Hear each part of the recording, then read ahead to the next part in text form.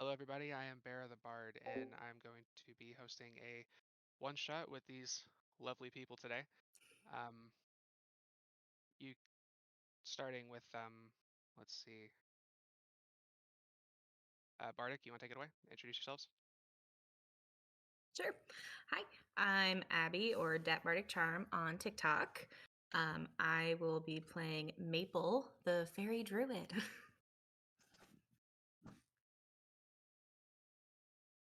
Darkin.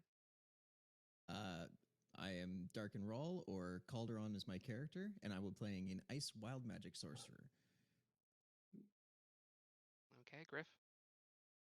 My character, his name is J Mill. He is a human variant cleric, grave domain. So, uh, yeah, that's me. That's what I'll be playing. Okay, and DM by choice. My name is Mitch. I'm DM by choice on TikTok. Today I'll be playing Morgan, a Drow uh, College of Spirits Bard. And finally, Mr. McClick. My name's Ben, Mr. McClunky on TikTok, and I will be playing is Tenny, a tiefling fighter rogue. Okay, thank you very much.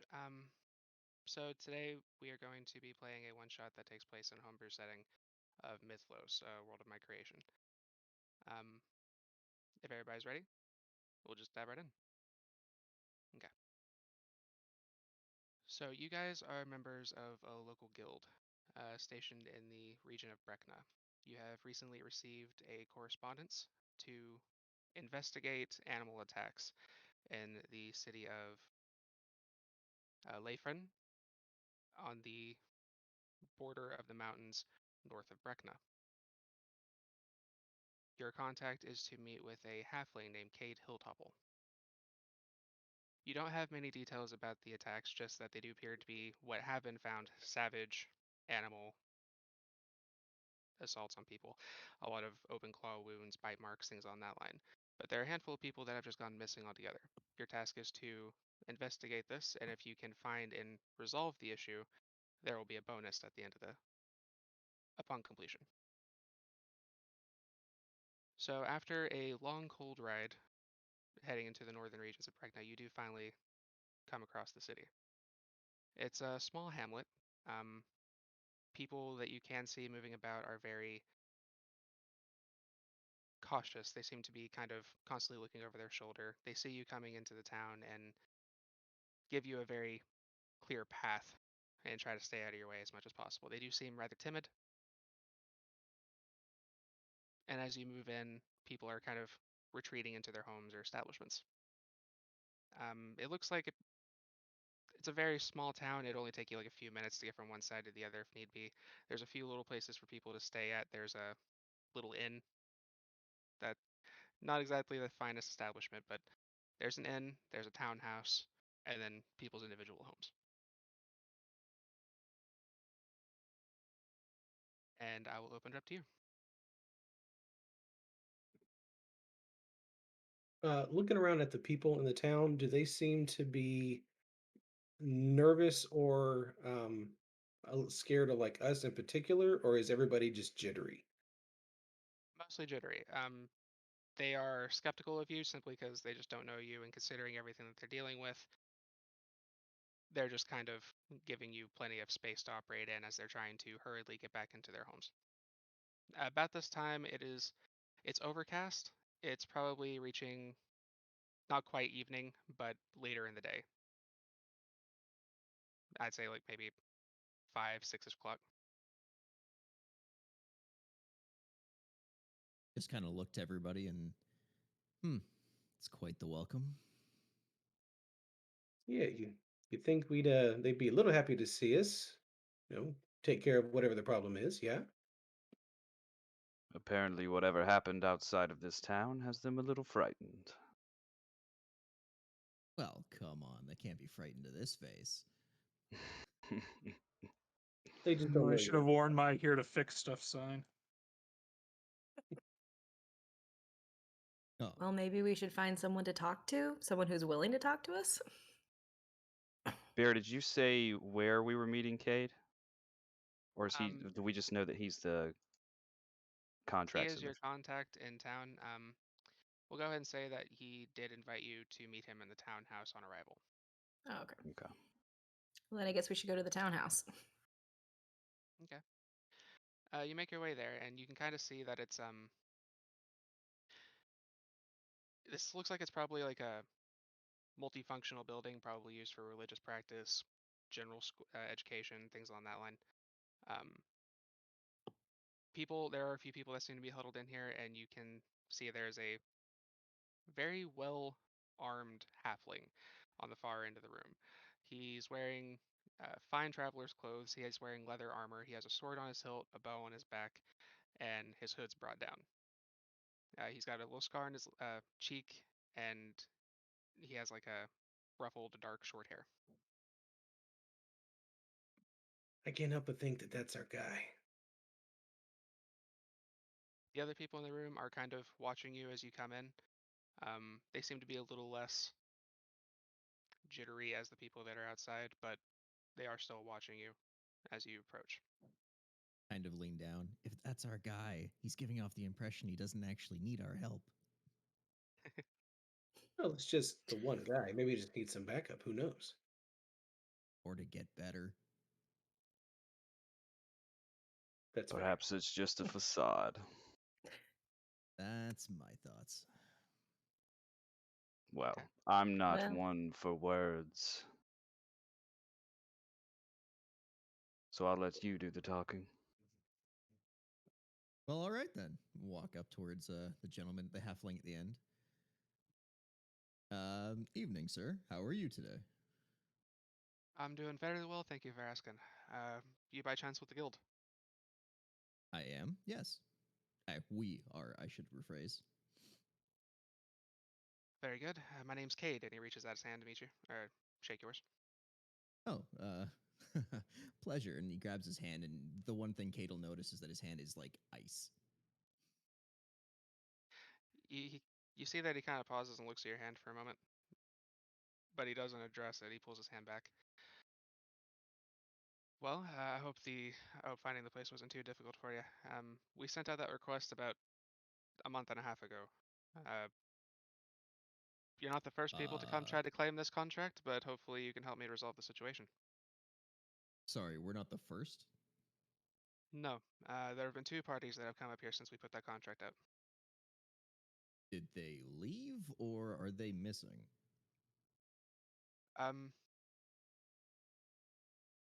Leave is a funny word. Some of them Did are they missing. leave this Some life? of them are missing, but that is a fair assessment. Some of them didn't make it, and we haven't seen the others. So we don't know if they abandoned or if they're disappearing like the other villagers. Oh. Have you looked Oh. yourself? I have. I lost an associate of mine coming up here to check things out, and I'm the one who put out the contract when they went missing. Wait, All so right, you don't even so belong to this town, but you're putting out a contract for them? I am a member of the guild. I just was coming through here when all this happened. I went to give things a look. It didn't pan out, and I submitted a contract because no one here really knew who to get a hold of to get things going, so I did it for them. So I've been acting as Fair a enough. liaison between the town and the guild. right, so you said that you've lost some associates of your own, so you've seen what's out there then. I'm afraid I didn't. I was scouting. I'm a ranger by trade. I was scouting out and trying to take a look at things, and when I came back, my camp had been cleared. One of my associates dead, the other two missing.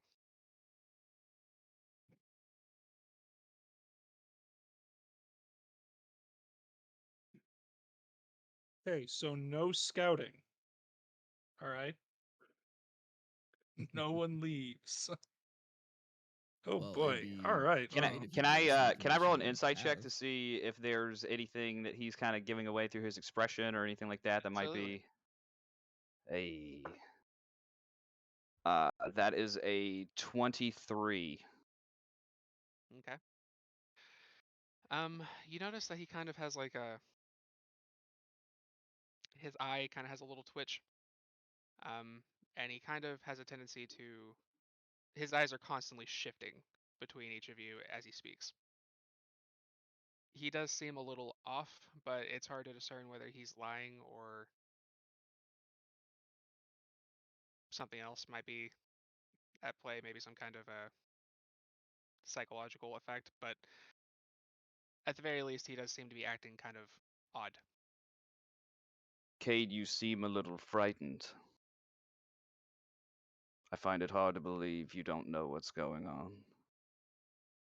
If I find you are leading us into some sort of danger, I wouldn't be too happy about that. I reckon I wouldn't be either. But I can assure you I'm not leading you in any trap. If I had any issue here, if I had a situation here that I was trying to lure people in, I wouldn't be luring adventurers. Fair enough. But don't take my word for it. Feel free to go investigate yourself. I can tell you where where our camp was. That would be very helpful. He gives you instruction and informing you that the camp is a little going into the mountain pass. If you go out about 2 miles into the mountains, you'll find where they had set up a shelter. And is that all? Do you have anything else you can add to it for us? Give us a little bit of a head start. Maybe start with what you were tracking in the first place? We were tracking a set of peculiar uh, footprints in the snow, is what we were following after an attack the night that we arrived. After we followed it for a couple of hours, we decided to make camp just because the snow was coming down too hard. We built a makeshift shelter, and I decided, because I was feeling a bit restless, I would go do a little bit of scouting. And I couldn't find anything. The snow had covered most of the tracks, and when I made my way back, everyone was dead or missing. Well, just so you know, details are kind of important there, Cad. Cad, can I call you Cad? Perfect. It's So Cade. peculiar is a very that's nice, Cad. Peculiar is a very interesting word to use. Were you following 2 left feet? What were you following? Peculiar is the word I use, is because I'm not quite sure how to explain them. They moved in a peculiar pattern that made it unclear as to what they were. It gave us a path, but there wasn't discernible feet. It looked like it came across as though there might have been multiple feet, but there was a hard drag. We don't know if they were dragging a body or if they themselves just had a peculiar trail that they left. It was So peculiar to humanoid then. discern. That's a guess. As I Huh? said, there was a drag going through the tracks we couldn't discern. Perfect. Were Humanoid or they tiny moving? elephant, one of the two. Were they moving single file to hide their numbers? If there was more than one. So there was no clear foot, just a lot of markings in the snow that was We were nerve-wracking. following a drag. A And as we drag. were heading that way, I went to go see if I could see if there was any further evidence of what it could be. But the snow covered the tracks. We lost sight of where we were going. I made my way back. Okay. And when you came back to your camp, did you see any of the same tracks in the camp amongst your compatriots, or was it something different? There were no tracks but my own. So just dead bodies up on their own. Yep. And since you've put this contract out in the past month and a half, about how many attacks have taken place? People have you lost in the village? That sort of thing. We've lost. There have been 4 attacks since I started putting out the contracts, and 9 people missing. Missing, not confirmed what's happened to them, just missing. We have a total of about 17 disappearances in this town, including my companions. They That's just got to up be the and whole vanish. population. This town isn't that It's big. not. There's maybe only about 50 people in this town right now.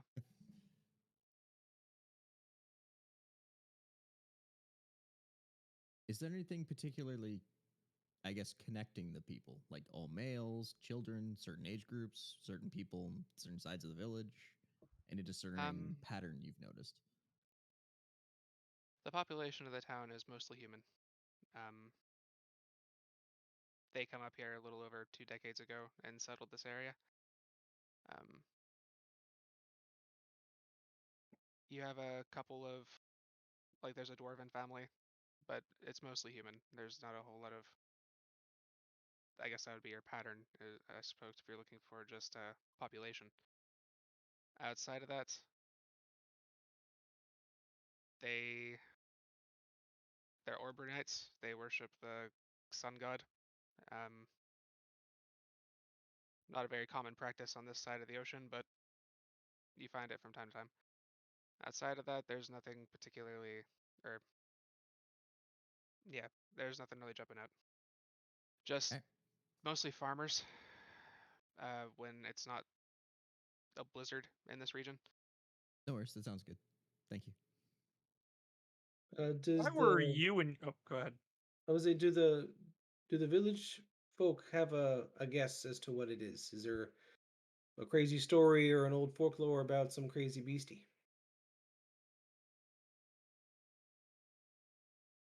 The village elder made reference to a some kind of large creature. Something regarding the snow. Some kind of creature that lives in the mountain. When it snows, it comes through and it takes people, but it wasn't anything that I'd heard of before. You might want to ask them for further detail on that. Right. And if you don't mind me asking, what were you and your companions heading to that brought you this far out of the way? We were turning in a contract. We just finished something in Mycath. We were heading to a city a few miles south of here so that we could turn it into that guild chapter. But we stumbled across this town. We decided we'd check it out. And I've been here since.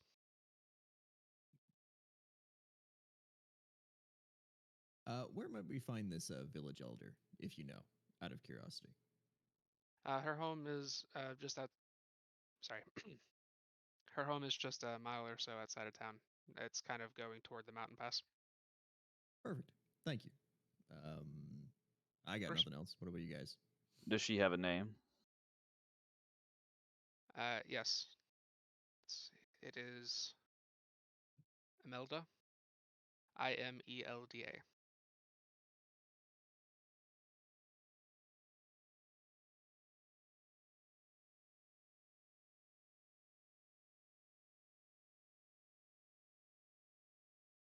I'm guessing her house is on the way out to the campsite, so we stop by, see what she knows, then keep going.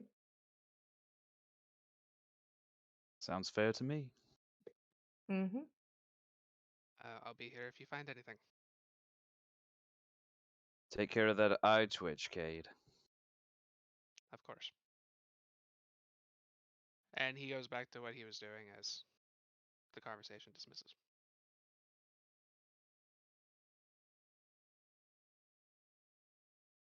So you guys are going straight to the elder's home, or are you doing anything else?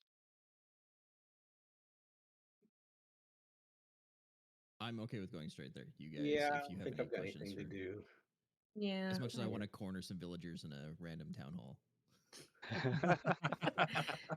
Let's spare them today. All right. Take it off the rails. Oh no. You follow his directions. It's not hard to find. After walking for a little ways, you notice that the closer you get to the mountain, the more intense the snow becomes. And by the time you do see the elder's home, it has turned into a mild blizzard. As you approach, it appears to be like a simple little wooden shack, kind of under the cover of some rocks, kind of meeting the base of the mountain, starting where the incline is really starting to get pretty intense.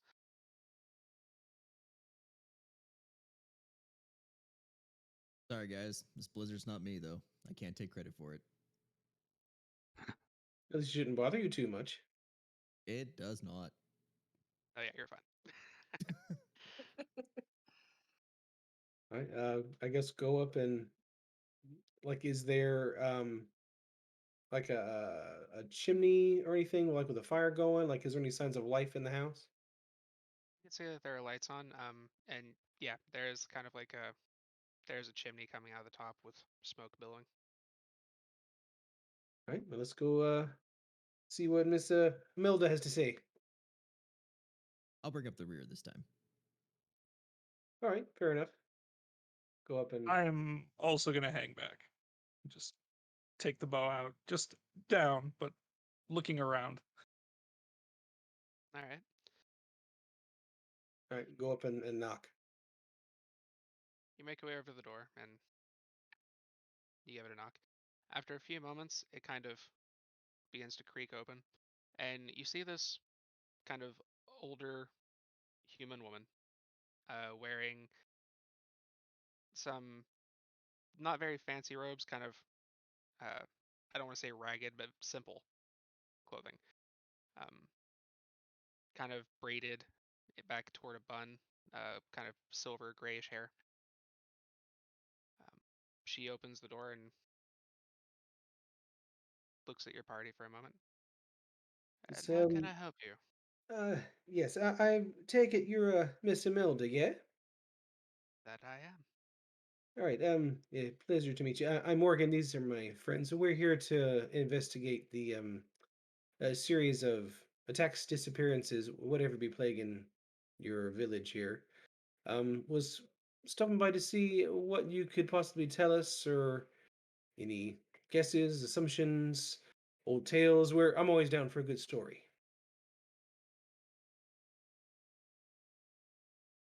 I see. And she steps to the side and kind of gestures for you to come in. She offers you a seat over by the fire. You can tell that she was cooking. It's a very roll perception checks for me.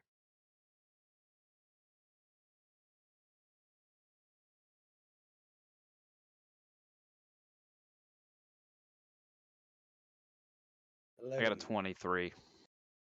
12 on my end. Okay.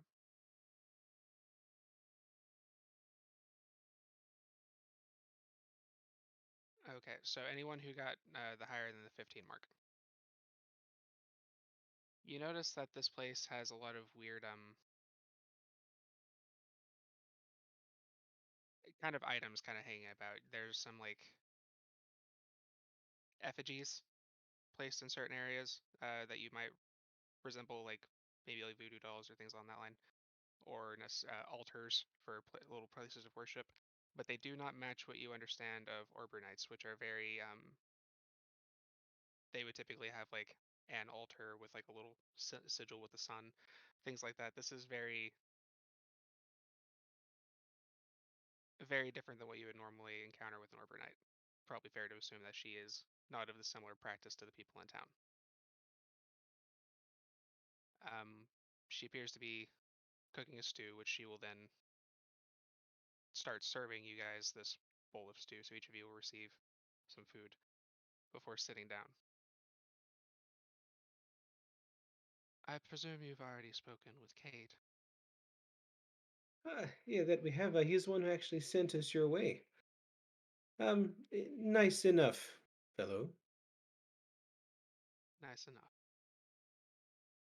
Now,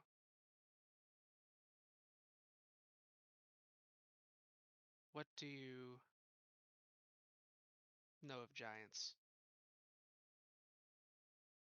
I know a little bit. There's a bunch of really good stories and folklore and tales about giants. Can't say I've had the well, good luck or bad luck. I guess it depends on the outcome. But never had the fortunate experience to come across one myself. You mind if I roll He's an Arcana on this one? absolutely See if I can. Okay. 16. 16. You've heard of tales of giants. Supposedly, they used to be very um, heavily populous in the mountains in the different areas of the world. supposedly there was a purge back in the early years of the Terrafey Empire, and giants haven't really been seen or heard from since. A lot of people think they fell into myth. Okay. I literally put like the empty bowl of stew on the table because I've cleaned it off already. I haven't heard much about giants since a purge. Well, there's little. Sorry, I got something.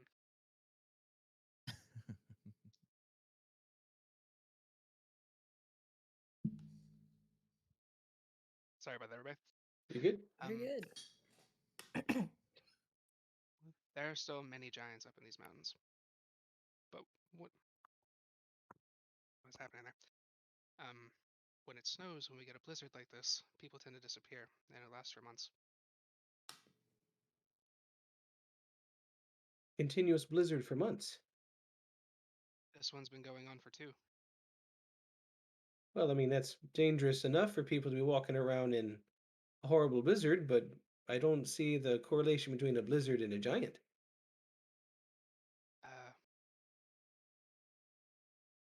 Supposedly, according to the stories my grandmother told me, the giants would claim people. And exactly what do they do with these claimed people? Ever met a Goliath?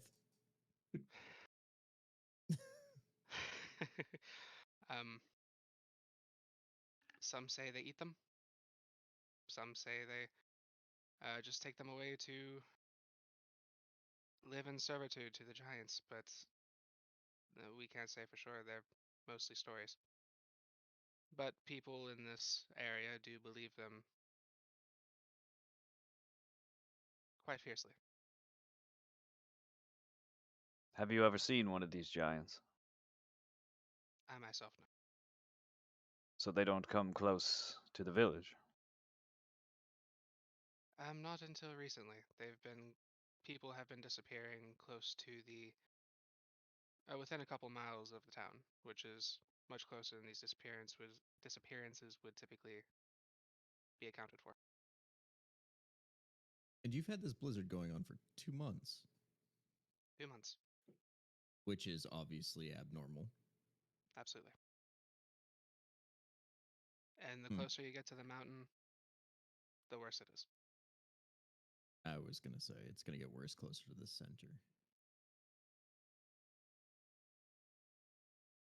Thank you. Cool.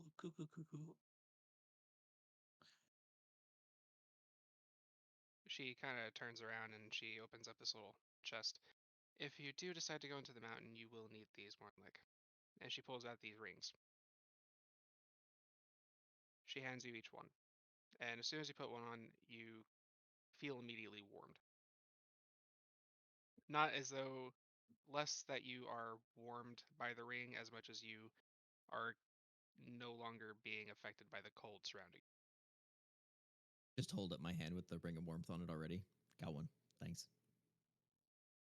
Very well. And she returns the ring, your ring, back to the chest. It will make the trip more tolerable. It was going to be my next question. I don't so much like the cold. And I'm not exactly dressed for heavy snow weather either, so this'll do quite nicely. Yes, thank you so much. Is Go ahead. I was gonna say, is Tenny just looks up and kind of motions to his horns and goes, "Thank you." Slides it on. She nods. Go ahead and finish your food. Stay for a time if you need to. And then when you're ready, you can set out. Are you concerned about what would happen should we run across a giant? As I said, I've never personally encountered a giant. You lot look like you can probably handle yourselves in most cases, but I wouldn't be able to alert you to what you'd be dealing with. I guess my question is a little more of like any concern you might have for the fate of the village. I mean, a few stray folk is one thing, but an adventuring party out to assess and deal with whatever problem, now that's a little bit of a different story. They might take a little bit of umbrage with the village with something like that. Maybe, but you're not the first adventuring party to go in those mountains. Apparently, they haven't taken any problem with it so far. I imagine if it is giants and you manage to anger them in some capacity, we'll probably be well aware of it before you come down or they do. In which case, I will probably make an attempt to evacuate, but at the current moment, nobody really wants to leave their homes. I've been trying to get them to leave for well over a month now. Nobody wants to go. Oh, this lovely place. Who'd want to leave? Well, I Oh, I guess if have a they're not question, that by the way. concerned by now, they're not going to be after this. Yes. With you living way out here in these mountains, how have you not seen anything? I I mostly am notice in the you're not town in the in the day. village, which is interesting, to say the least. No, I'm not. I prefer my privacy. Fair point. But you haven't seen anything. Footprints, tracks, noises, nothing. We have seen similar tracks to what Kate has experienced, the dragging, Ah, but so you have seen something. Okay. just the tracks. I myself won't go into the mountain. Fair enough. I might try and get a bead on her dolls, see if they have any commonality between them, if any of them might look like people we might have seen in the village or something like that, or be Sure. wearing similar things to people who were down in the village.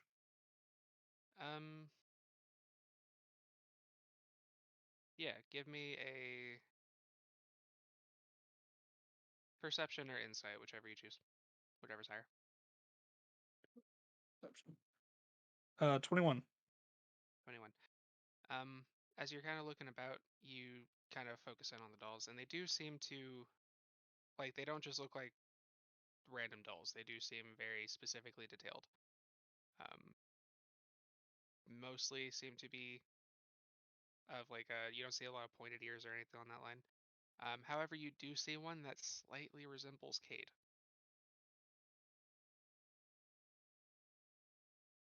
And just as I finish the soup, I go, I have to say, the craftsmanship on those dolls is absolutely lovely, especially that short one. I feel like I've seen that somewhere before.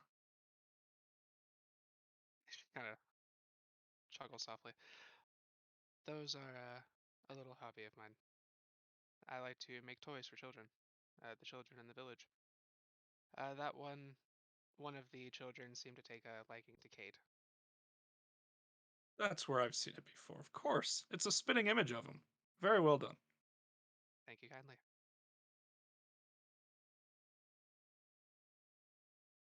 Does anybody else have any questions?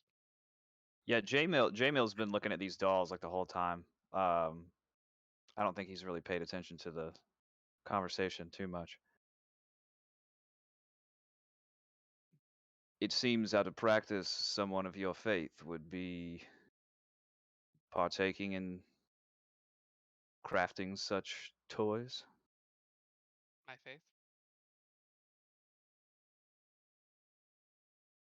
Do you not serve? Orbrun? I do not. Interesting. I was under the impression you did. I apologize. That is the practice of the village, but as I said, I like my privacy. Do you serve a faith? I do. I would be very curious to know what it is. I serve Kellamvor. I'm sure you would be, and I'm sure he appreciates your service.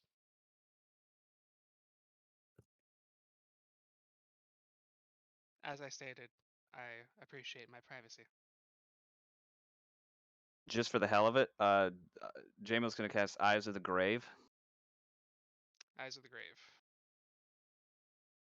It's it says you know the location of any undead 60 feet of you that isn't behind total cover and that isn't protected from divination magic. It's a grave cleric in our midst. That's Yep, a class yep. ability.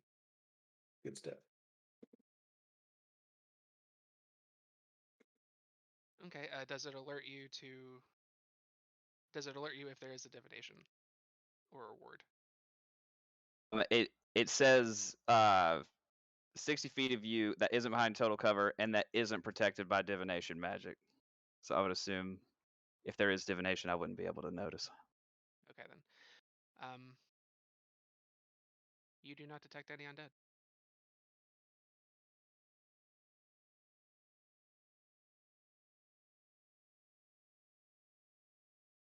However, I will say this as a given your experience, you do recognize that there are some tools and implements kind of laid about, or rather um, figures like of a religious nature or um, magical usage that might be used in regard to communicating or interacting with the dead that you would be familiar with in your own practice. Do I know like specifically what they're used for? General various things, nothing inherently incriminating. He'll just lean forward and he'll say, Imelda, it seems as though you and I may have more in common than you think. Perhaps. Please enjoy your food. I think I will retire for the evening. And she stands up and then kind of goes to the back of the room where she steps into another kind of door that's covered with like a curtain and closes it behind her.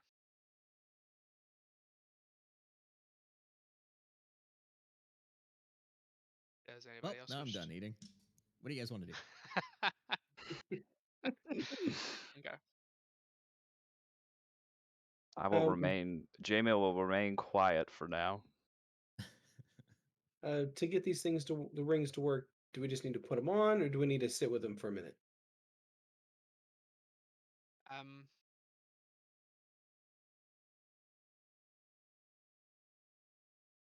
I think they require attunement, but it wouldn't take long for you to attune to them, knowing their nature and everything. Uh, you wouldn't So have I to be can there attune long to if it you while do. I finish the bowl of stew. Okay.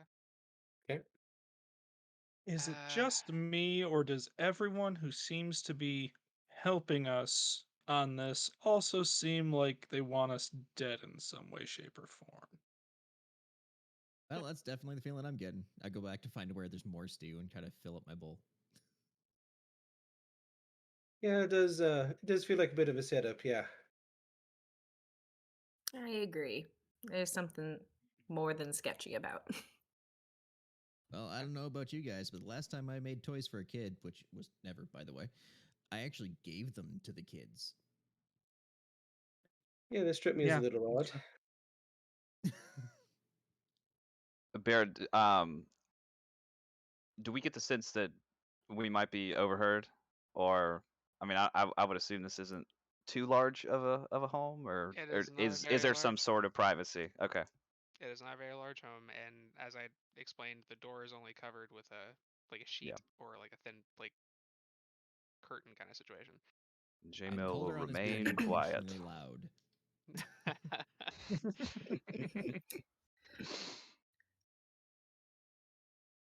Does anybody else have anything they wish to address?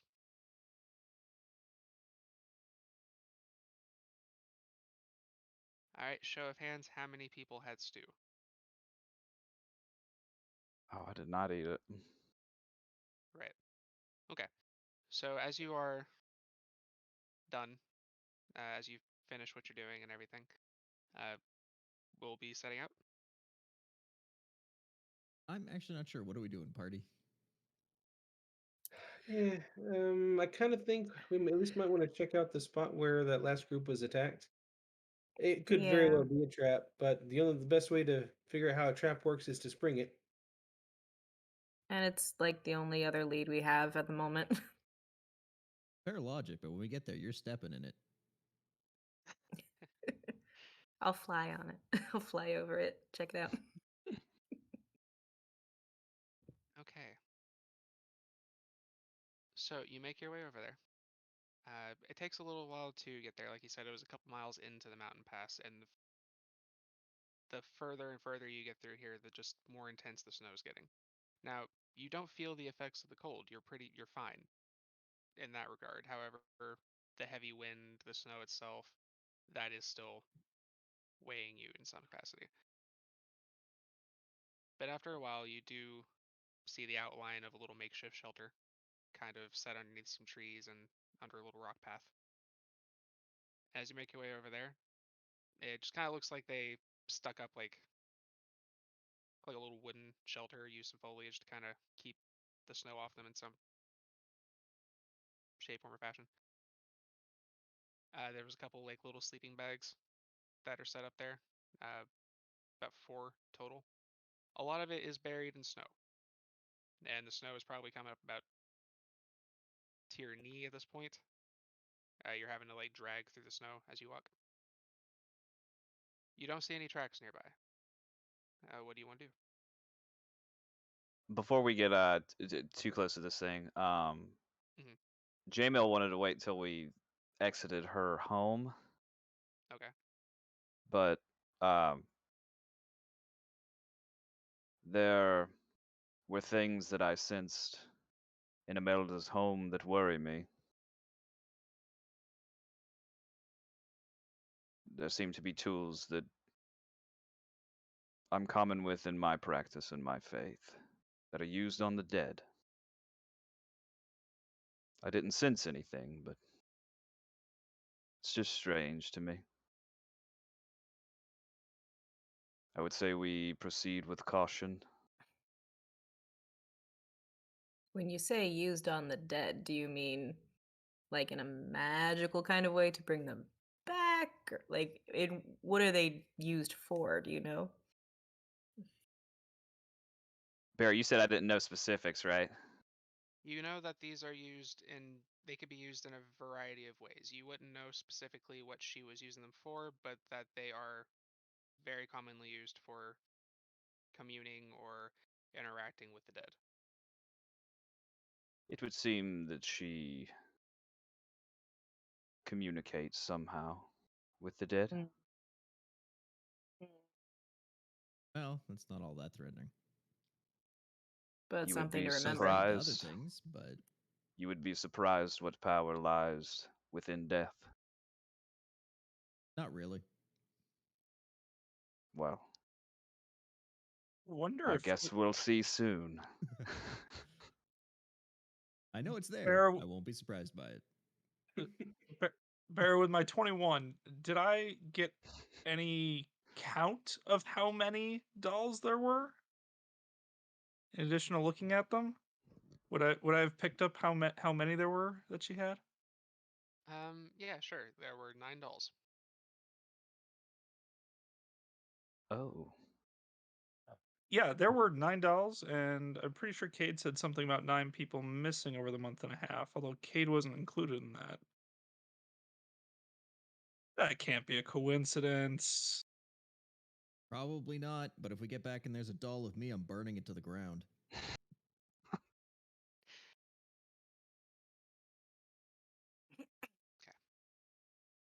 You So ate you're like saying 3 that in bowls of this, that stew. You're like dead already, man. well, 2.5. I mean, I'll let you know. If I drop first, you guys know it's coming. Oh, good. Cool. Goody. Good. Um, the snow is like I up to our apologize. knees, right? Yeah, and you By said the the time you camp reach there the camp, was yes. I would something try that was to- covered in snow that was kind of like their shelter, I guess. Yeah, kind of like a lean-to. Okay. Yeah. Is it still accessible, or is it just completely buried almost? It is mostly buried, but you can still kind of like the inside. You can kind of tunnel your way through a little bit. Like I said, the snow is only like up to your knee right now. Mhm. So yeah, you can get to it. It just takes a little bit of clearing to see much of anything. Okay. Are I there any walk over and I just trees? use shape water and just pull the snow out of the way. Fair. Yeah, you just kind of move everything out of the way, and it's like I said, you have the like bedrolls and stuff. You have where it looks like they had a fire set, but it's been out for months or a couple months at this point. Are there any trees around the camp? A couple. It is mostly you're in a mountain pass. There's not many trees, but there are a couple, yeah. And as I you're would looking like to. about, you're kind of in like a not quite completely narrow passway, but you're kind of in a walkway, so to speak. There's wall on both sides of you through this way. Oh, it's a good bottleneck. I would like to climb one of the trees, please. See what I can see. Okay. Yeah. Let's see.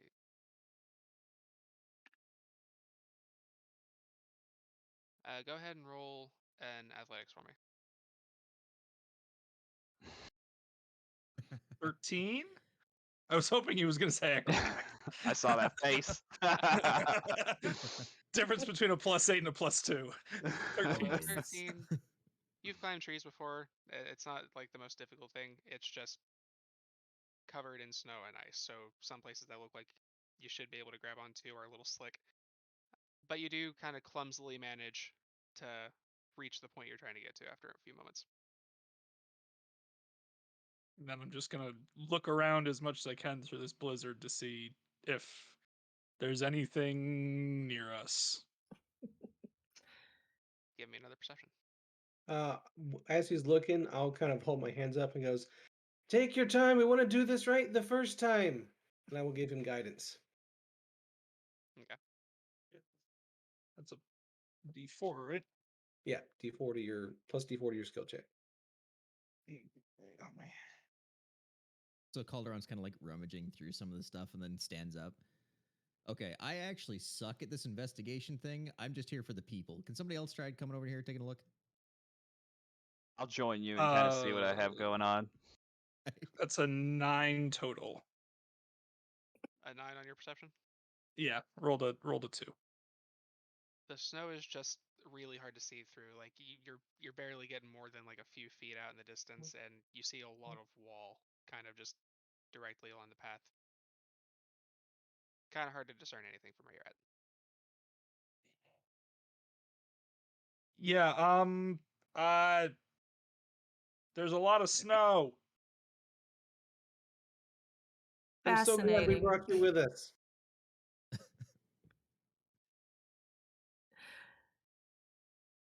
Calderon, what were you looking at exactly? I'm looking at basically where they slept, the fire, to see if anything had changed, but maybe footprints around is kind of what I'm looking at, or just like I'm moving snow out of the way just magically, but I'm just trying to look for something.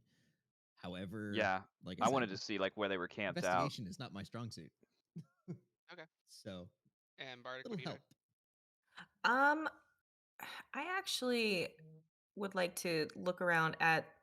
I know you said that there's some trees and like some, and it's mostly rock, but I wanted to look around and see if I could recognize any like animal markings or like odd, just like odd, like maybe lacerations like in the trees or in the rock, just to make sure we're not only focusing on giant. All right. You give me an investigation or a survival check, whichever is higher for you. And are you doing an Okay. investigation on the camp? Yeah, and I think I'm getting a helping action. So, Yeah, I'll be more. I'm I will kind of also around and cast focusing on- guidance on you as well, Calderon. okay. All right, just- so I'll you help just- you, you and just then hear you'll get a- the guidance. Yeah, you just feel a hand on your back. Okay. Go ahead and roll that with 19 advantage. plus a Be D4. thorough. Yeah, you get a additional D4 on that. So 21 total. Right. As you're kind of looking around, you do notice that there appears to be out of where you kind of create a snowbank where you move everything to the side. You notice that it seems to have shifted a bag Okay. that you kind of pull out of the bank. As you kind of poke through it, you find what appears to be a journal. A little wet because of the snow, but you can still, for the most part, read it. It's still legible. I give it a And quick toss over to J-Mill. Okay. Here, check this out. Are you going to look through it, or? Yeah, absolutely. Okay. Why not? Let's go. As I said, it's still legible. It appears to be one of Cade's companions. And in the journal, it is talking about how Cade went to go scout, and he hadn't been seen in 3 days. He'd been gone 3 days. They haven't seen Cade. They were going to wait 2 more days. If he doesn't show up, they were just going to head back to town without him.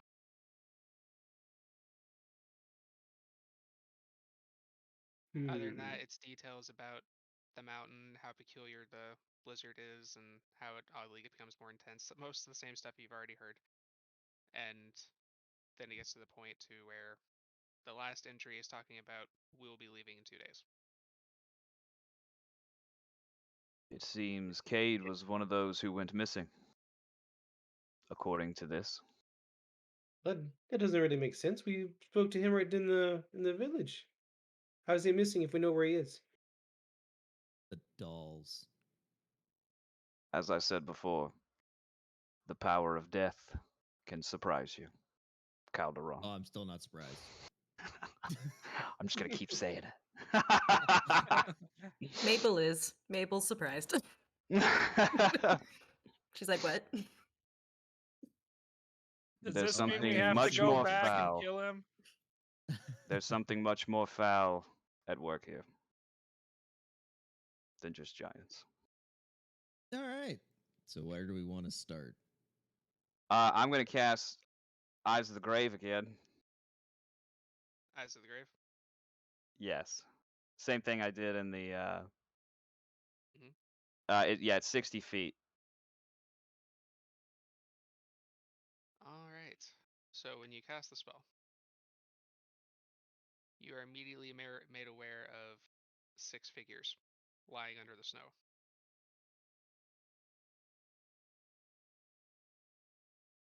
And as you guys are starting to kind of come into realization of the situation, these undead halflings begin breaching the surface of the snow. I will Right call up to out their to the feet. party. Guard yourselves. The dead have come. I need everyone to roll initiative. Yeah. Oh, wonderful. Calderon just looks around. Look, they're Yep. popping out of the snow like Go ahead and hold- daisies. I was going to make that reference. Darn you. I was waiting for my initiative turn. As Uh, hold on to your number and then give it to me when I ask for it. Okay.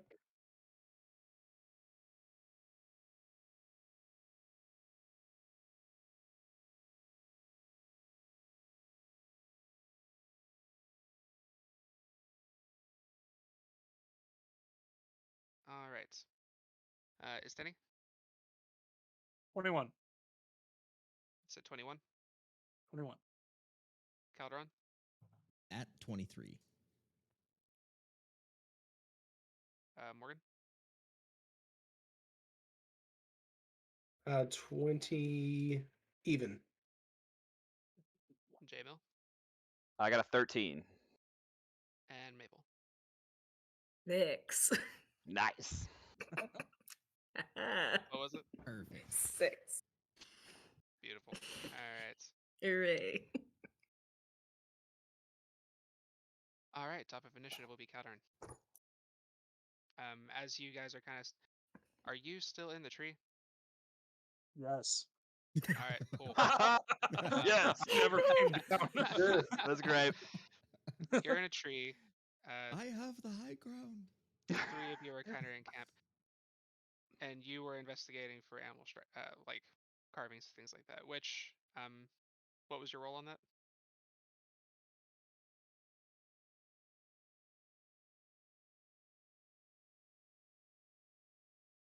He's talking to you, Maple.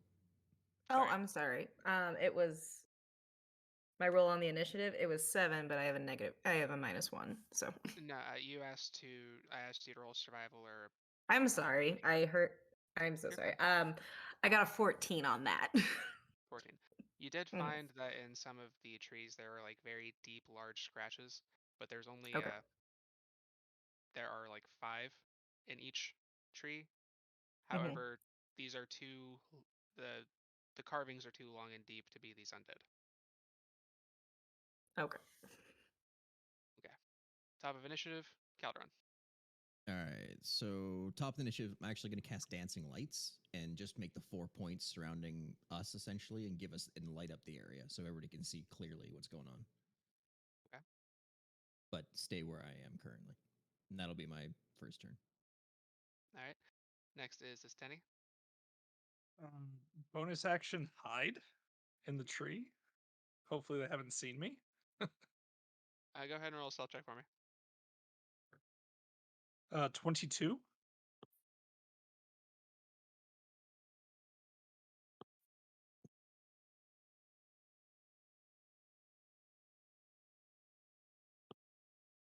None of them are aware of you.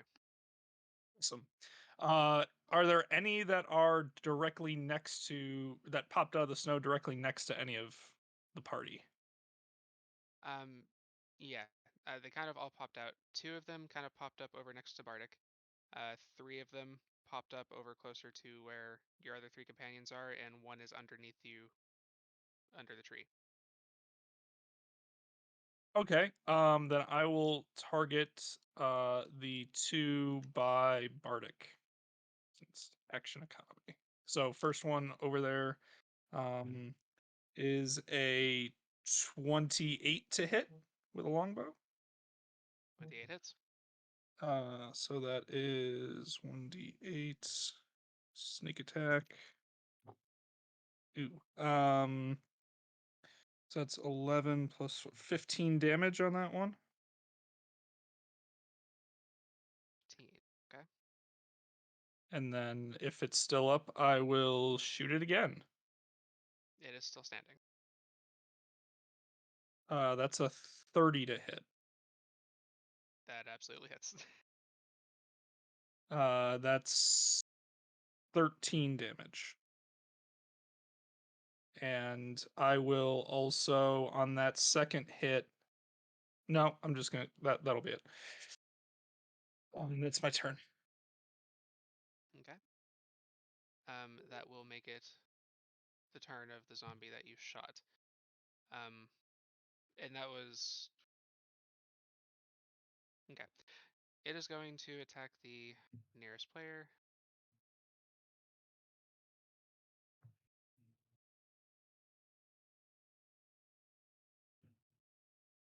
There is no pack tactics are not applied. Bardic does a 14 hit. Mm-hmm. Okay. Ooh. Yep. Oh no. It'll be fine. I'm fine. Everything's fine, guys. Fine. It's All fine. right. It'll be fine. It's It's fine. fine. That will be 12 damage. And that will be it for its turn. Following that is going to be Morgan. Alrighty. As a bonus action, I'm going to use one use of Bardic Inspiration to pull a card from my Taroka deck and do the Tales from Beyond. So I'm going to determine what I roll.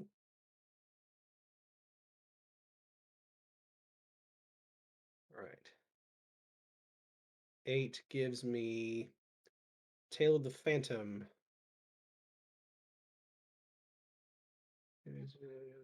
Okay, interesting. Then I think I can gift that as an action.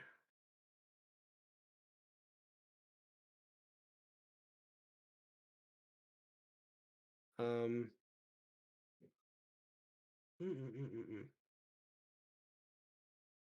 Let's see. Let's for the one that took the arrow damage, I'm going to cast Chill Touch on it.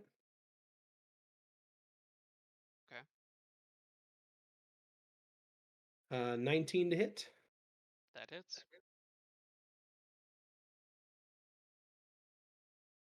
Total of 6 damage.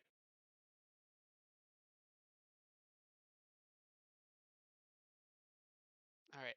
So you go over and you cast the spell, and you watch as the ice kind of encases on the creature for a moment. the damage kind of searing through it, and then finally it just collapses.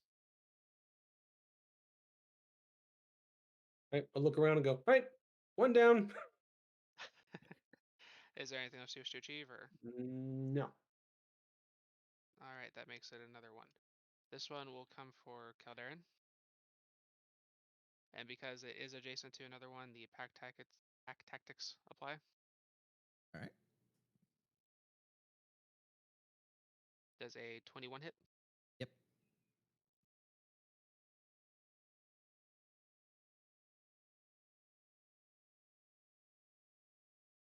That'll be 9 damage.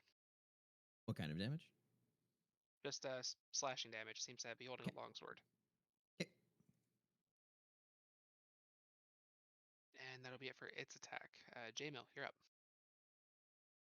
How close am I to all of these? Are they within 30 feet of me? Most of them are within 30 feet of you, yes. They're all And pretty compact. Like, the furthest person away from you is the one that's underneath the tree. And how far away is that? That probably is about 30 feet from you. You guys are in a pretty compact little area. Okay, so I'm gonna go ahead and use a channel divinity to cast turn undead or destroy undead, whatever their, I guess depending on their CR, which I'm assuming is probably a little bit bigger than that. So I need basically every single one of them that can see or hear me within 30 feet need to make a wisdom saving throw. Okay.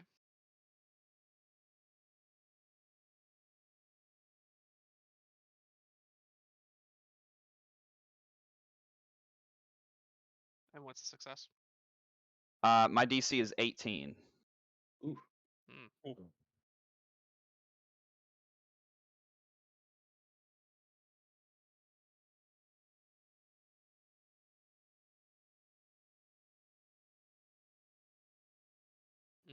Okay. My highest roll was a 17. All right. If they are a half a CR or lower, they're automatically destroyed. Otherwise, they can't willingly.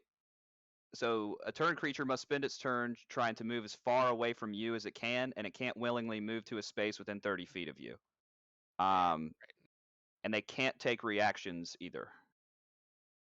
For its action, it can only dash or try to escape from the effect. Okay. And that will end my turn. The next 4 turns are theirs, but they are going to take their turn to move away from you. And that's actually Well going timed. to provoke attacks of opportunity from you, Calderin, Morgan, and Bardic, or Maple. All of you are going to get an attack of opportunity on one of them. Ooh, so that's me?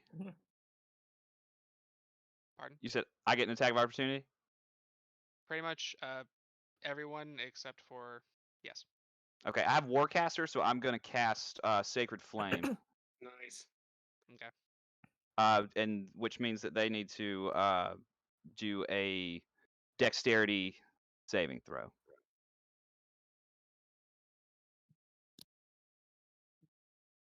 Brave clerics. I might have to Yeah. swap my die. I'm not rolling good. Alright, So, yeah, you hit. Or they failed. All right. 6 points of radiant damage. I rolled 2 3s. Very Will a good. 13 hit with a rapier? Pardon? Will a 13 hit with a rapier? A 13. 13 does not hit. Boo. With attacks of opportunity, do you allow cantrips or is it only melee attacks?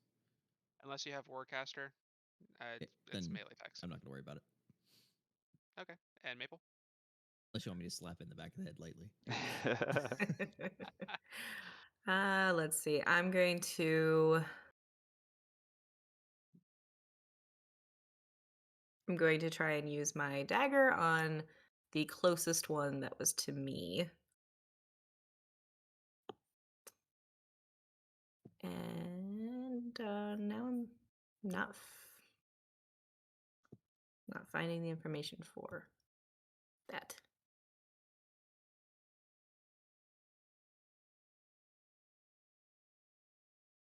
Go ahead and refresh your page. Yeah. Where did it go?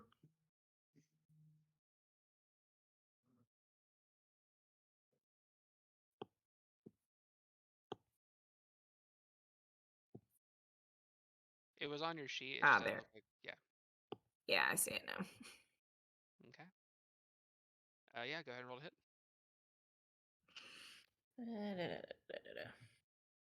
Ooh.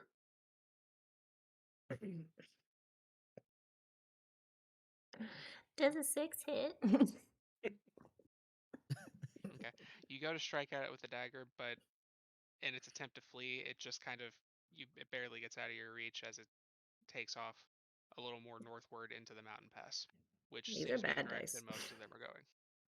These are naughty dice tonight. I can relate. All right. I was gonna say you can borrow some of mine. I have so many next to me. I've tried like 2 different ones. All right. And after that, so all of as you guys made your attack of opportunity, couple you landed your strike. Everyone else, they just kind of moved on. They all do seem to be heading deeper into the pass that you guys are heading. After that, it will be your turn, Mabel. It's my turn now. Yes. All right. I am going to. How far away did you say they are from me at this point? They are going to move their full range of motion, which is 30 feet. So they're 30 feet from you. Okay. Just The ones that were with you are 30 feet. The other ones are probably like 20, 15, that area, because they had to go past you to catch up with the others. Okay. If they do get hit, so the one I hit, I probably would have let it run, but I've totally forgot about this. If they do get hit, it is the turn undead is over. So They're just no so you longer know. turned if they're hit. Correct. If they take damage. I Okay. do want to hit one of them though. That was the one I Okay. hit. I don't. Can I express that during the combat at all? Do you like a short thing or? Pardon? Oh, like How verbally much declare to talking do you everybody allow that on you your want. turn? Yeah, yeah. Oh yeah, like a sentence or two, usually, for your turn. Yeah, so like when I did the Sacred Flame, Jamie will be like, "Just attack this one, let the rest run." So that's it. Sorry. All good. The one that he attacked would be pretty close to you, if that's where you want to make your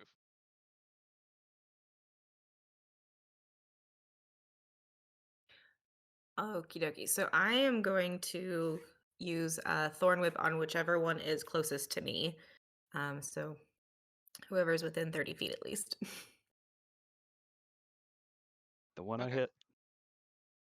The one you hit too. We're just Do going that to one. demolish one. Go Yes. for it. Okay. And hey, 23. Yeah. That hits. Woohoo! Nice. Finally. So 2d6 is 5 total damage. 5 total. Okay. Yeah, at least I got something. All damage is good. Finally. All damage is good. Exactly. All right. Is there anything else you wish to do on your turn, or do you have any? Let's see. I do have a bonus action. Actually, I think I'm gonna hold off on a bonus action for now, so I'm good. All right. Then that goes back to top of initiative to Calderon. Alrighty, and the one that J-Mo hit is still pretty close to both of us, I would imagine. Yeah, like he hit it. As soon as he hit it, it deactivated the effect, making it no longer in the process of fleeing. So that Right. one didn't take off too far like everyone else. Okay. I'm literally going to like step up to it and just grab it by the front of its face and use Ray of Frost. Ooh, okay. For a 24 hit. Absolutely. Okay. And then 2d8. He's Mr. Freezing it. 11 damage. Literally, he just walks up and he grabs it by the face and goes, ow. And you just see this ice blue light just inject into its face. Nice. All right, you said Ooh, 11? that's rough. Yeah, 11 damage on that one. Cool. Yeah, you just engulf this thing's face in ice. And you can see like chunks of the skin and stuff, like where it's almost like immediately freeze or like frostbite just already kind of chipping away and on top of the rot that's already there. It kind of hisses as it kind of directs its attention more toward you. Yep. That one, that will bring it to us, Denny. I'm gonna shoot that one since it's within 5 feet of him, and I'm just gonna be hanging off the tree and go headshot. That's a well, I rolled a 9, but it's a 21 to hit. Yeah, okay. So, Sure. oh, are you kidding me? Okay, that's 11 points of damage. Okay. You just kind of pull the arrow back and this arrow just pops through the back of the skull and just direct like how there and you're sitting there holding it, you just blasted it with this ice attack, and you just Right. watch as an arrow just pop through the front of his forehead as it just collapses in your hand. Just let it go. Yeah, okay. And since I was told not to shoot any of the other ones, bonus action hide, because I will not take my second attack as they're fleeing. Okay. I'll go ahead and roll the stealth again. With advantage because they're not paying attention to you at all. That is a 22. You are hidden. Just look up in your direction, as Tinny, and just And just see him hide behind, like, like nod and then disappear behind the tree. Okay. That's my turn. Your turn undead effect is still active for 9 more rounds. 1 minute. Yeah, it's 1 minute total. So they're just gonna keep dashing that direction. Are you guys wanting to just let that go? Or are you just having them run away and leaving that, or are we ending the encounter for the most part? Cleric seemed to know what he was talking about. Mm-hmm. That was J Mill's Checking. intention. But whatever you guys, hey, I'm just one person. Well, then I will go down I'm not a initiative runner. if anybody decides to do something else. Morgan, are you? No. I'll kind of circle with the rest of the group looking for any other whack-a-moles, but no. All right, Jamil, you are letting them go, Yes. and Mabel. Also letting him go. Okay, and with that at the end of the round of initiative, you just see these 4 zombies now just running as fast as they can into the mountain pass. They continue going until they get about 100 or so feet out, and then they just collapse.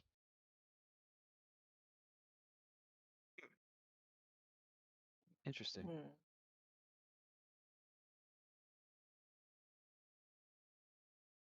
And combat is over. All right. Did anyone get hurt? Yes. How just badly? create a small patch of ice over the cut. Yeah, I'm all right. Just gonna slide down the tree. I'm good. Is it something you can sustain? I think I'll be okay. Okay. J-Mill wants to kind of lean down he just wants to see like any kind of information I can glean. Are these the people? How did they die? Check, they're obviously undead. Check that. Um, See if I can glean any information from their bodies. Eyes of the Dead, does it just show you undead, or does it show you like necromantic like items or It's like just no whatever you're eyes. looking into? Yeah, Eyes of the Grave is just Grave, sensing. It's just sensing undead. specifically undead. Okay. Hmm. Um, Go ahead and roll an investigation for me.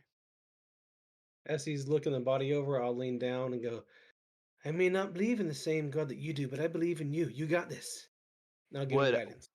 would a medicine check be what's the word I'm looking for, or would it be investigation? You said that you. What is it that you're looking for? Mainly stuff to see like if maybe what caused their death, if these are the people that that we're looking for, if there's any wounds on them, stuff like that. Okay, those. Yeah, we can do medicine. Okay. You Oh, wouldn't be able to necessarily glean whether or not they beautiful. are from the I rolled village I rolled with that a I rolled a medicine. natural 1 for a 9. Pew!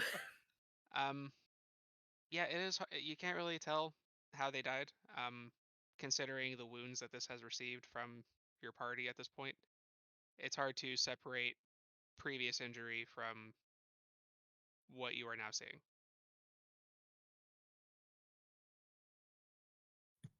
Well,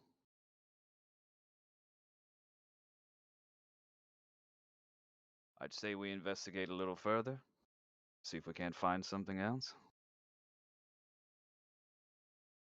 This I journal mean, we seems could to go be a back good and count start. the dolls and see if there's a couple less. Or a couple more. Now, were all the dolls short like Cade, or were they like different heights? Some of them were They different were heights. all, yeah. Not like They were significantly mostly different, but sorry, go yeah, ahead. they were mostly human, right? You described most of them as like human shaped, like no pointy ears or anything like that, except for the last one, which was very short. Yeah. Uh, Hmm. all of them for the most part, they're dolls. There's only like with like a tiny little effigy. There's only so much variation you can accomplish. But yeah, like some of them had like pointed ears, but most of them had more rounded. You can kind of glean that those are probably human, and then you had one that was shorter with the pointed ears that looked a lot like Okay. Cade. Oh, and I guess we should go deal with Chad before he eats somebody. Okay. Are you guys investigating this area a little further? I would like to. Okay, go ahead and roll for me.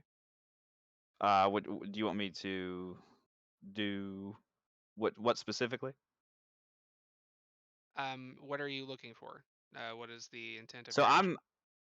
I am just looking to see if anything stands out necessarily that I notice. Um, Then go and do anything perception. out of order, just I'm Just not kind of really like a trying to quick like glance. dig deep. Yeah. Yeah, go and do perception then. That's 14. 22. 22. You do notice within all of the fighting that took place and the shuffling, you notice that it did kind of reveal a little, uh, like a little black speck kind of popping out in the snow. And if you go over and start moving around a little bit, you see that it is a small, uh, burned effigy sitting on top of a couple of circles and runes, which you can deduce is probably the trigger for the undead that you just encountered. This was a trap that you activated when you cast a spell. Oh. Hmm.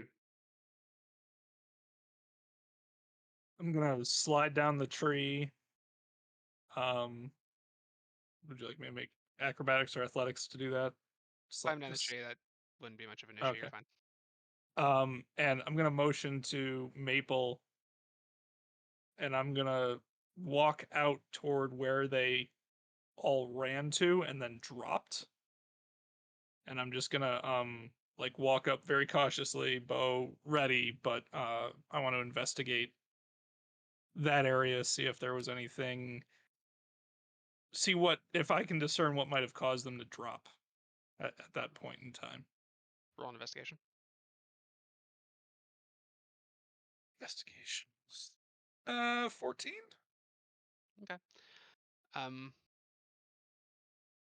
Yeah, so as you are kind of looking about, you notice that there is kind of on the mountain wall, you notice a little sketching. And as you kind of go over there and clear the snow out, you can see that there is using what appears to be an expensive chalk going from one wall to the other. And you could likely discern that this is probably the border or the range to cover the range of the spell. Well, since they're outside that, I'm gonna see if they have anything on their bodies of the zombies. Each of them had a longsword. Outside of that, their bodies are pretty picked through. There's nothing of value particularly there. It looks like these were planted there for the trap. I'll just kind of look at Maple. So someone prepared. Oh, good. So this was all. This was the trap all of us were pretty sure was going to spring, huh? Cuckoo, cuckoo. Not to take anything away from our tricky death friend back there, but did that seem a little too easy to you? For the rest of you, maybe? I didn't seem to do so well, but yeah, I can see what you mean. As she says that, I will reach into my bag and pull out one of my potions of healing and hand it to her. Oh, thank you. Maple takes it very graciously. Right, I'll just well, walk let's up see what they beside find. J-Mill. What's Well, that? at least somebody left us a present. Yes. So what is it? Go ahead.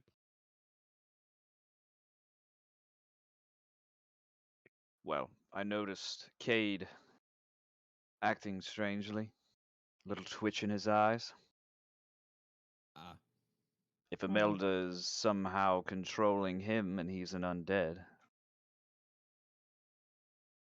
we might be putting some pieces together. I'm not very good with my undead history, but he seemed very articulate for an undead. He didn't really look so much decayed like these. As I said before, the power of death will surprise you. Do we still have the book? Yeah, J-Mill has it. You mind if I take a look? Absolutely. I want Hand it to. over to you. I want to flip through the journal and try to get a sense of the group's relationship or opinion of Cade. Like, were they brothers and comrades in arms? Were they people that had been put together just for like a job? Like, was he a stranger and the rest of them were a group? Like, kind of what a sense of his relationship to the group. Um, the notes that you find in the journal indicate that it confirms what Cade said about them having completed a mission in another town. They were on their way to turn that in. So they'd been with each other for a little bit. Um, However, only one other person knew Cade any longer than receiving and doing that job. Okay, so And it they was didn't not have the any. owner of the journal. So you didn't see anything necessarily implying skepticism or suspicion up until the point where this guy's very clearly going, where the hell is this guy? It's been 3 days. It doesn't take that long to go up the road a little bit. Well, and if they were ready to just leave him, then they weren't so invested him coming back with the rest of the group? It was more on the lines of none of them are skilled trackers, and the snow had already covered his tracks after 3 days of constantly coming down. They didn't know where he went off to. They had no way to track him, but he knew where the town was. So if he did make his way back, they thought it'd be best to just be there. They didn't have means to go out and get them.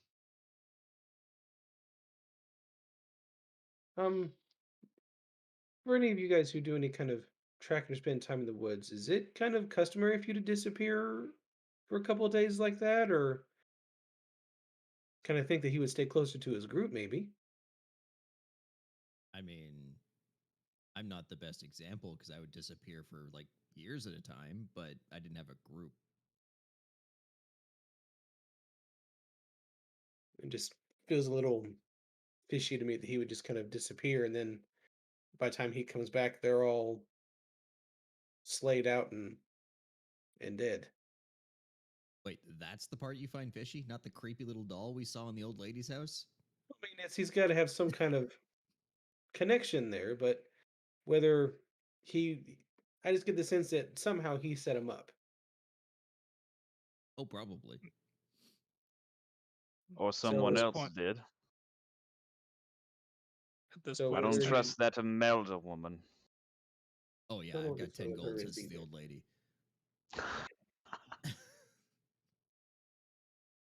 gonna come So do we walking go back back? in and say, Hmm. we're dealing with someone who knows high magic. Just About putting this that out point, there. Oh, great. you all start feeling a little discomfort in like the stomach area. Oh, not me. Everybody but J Mill. Yes. I need Constitution saving throws. And Calderon, you roll yours with disadvantage.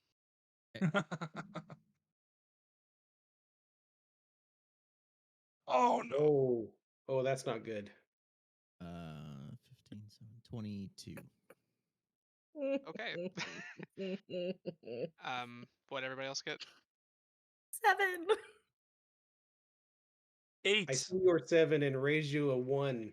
I crit failed. Ooh. No. Huh. All right. So Thank God I rolled a 17 and a 15. I was just like, oh God.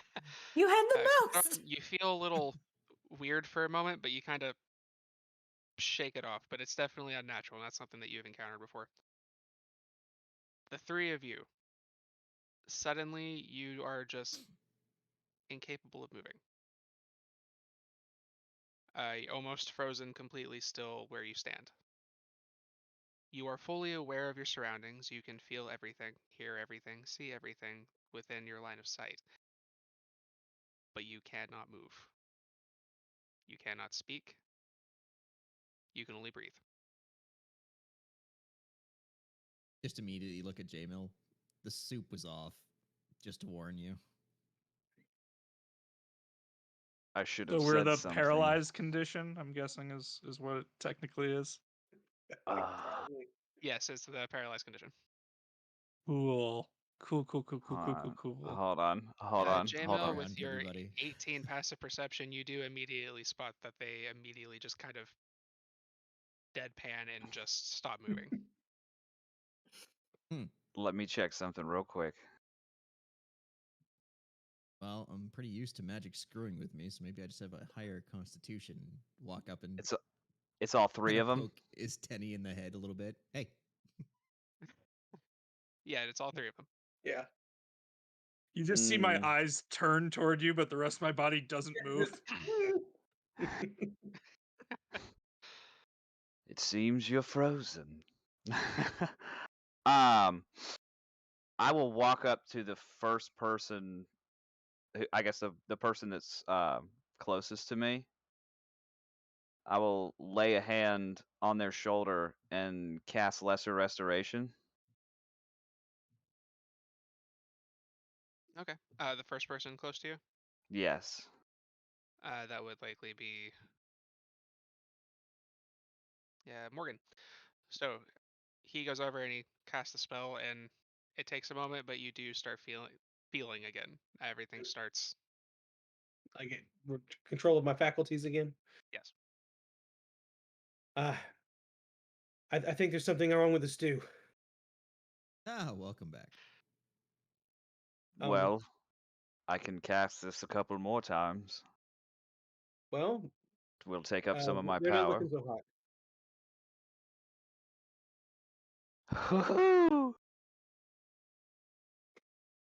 If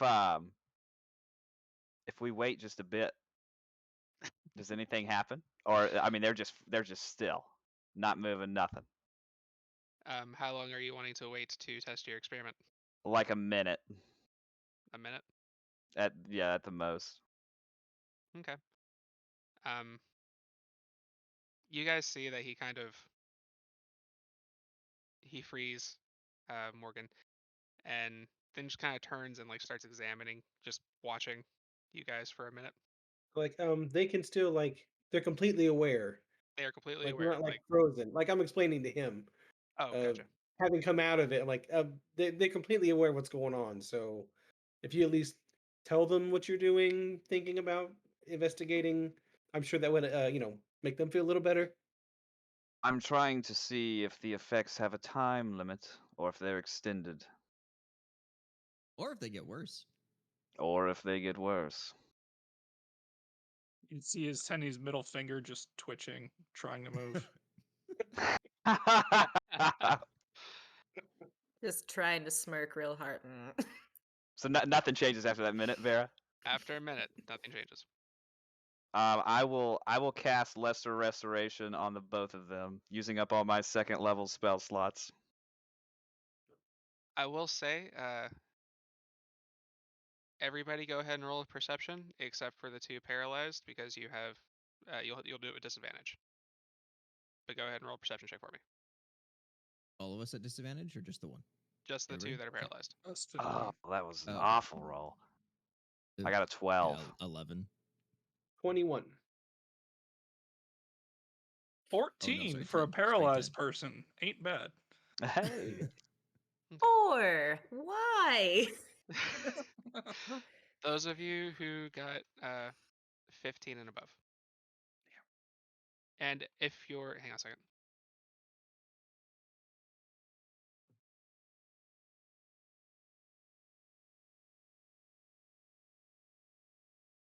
And Calderon, what did you get? A 10. Just straight 10. Okay. So with everyone's actual passive perceptions, everybody's got really high passive perceptions. All of you but Calderon, and Mabel as well, notice that in the snow coming back from where the village is, you are noticing indentions appearing in the snow, moving away from you. Oh, oh, oh, oh. It's moving Wait, away, It is we're moving seeing away, this. like deeper So, into the mountains, or back where you towards came the from. towards the village. Yes. Okay. so we're seeing the snow. We're seeing like footprints being made, but we're not seeing what's making those footprints. Exactly. Oh, that's not good.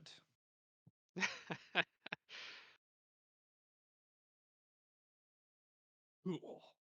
I can see within range. I have to be able to see. There's someone here. Turn around and look around. Where? There's tracks in the snow that are being made. If he points them out, do I see them? If he points them out, you'll be able to see that where the tracks are. But as How soon far as away? Oh, sorry. Go ahead. no, you're good. I will say they're about 40 feet out. Like they're moving away from you Okay. at this point. Looks like they might have been creeping up during the battle, and then when that did not go as planned, they turned around. Um, However, when you make your statement and are now directing attention to it, the footprints start going and taking off. All right. Okay. Can I do I an would like. immediate 30-foot dash in the direction of that to close the distance at least 30 feet? You could, and whatever Morgan, whatever Okay. Morgan, whatever you were looking at. Yes, it does say that you have to see it. However, you can see where they're standing. So if you have Oh, something that I was requires about to sight cast in a this very moment, fire. yeah, go for it. You can do that. All right, so let's see. All right, so each object is outlined in, I'll say, a blue light. It's a dex saving throw from the target.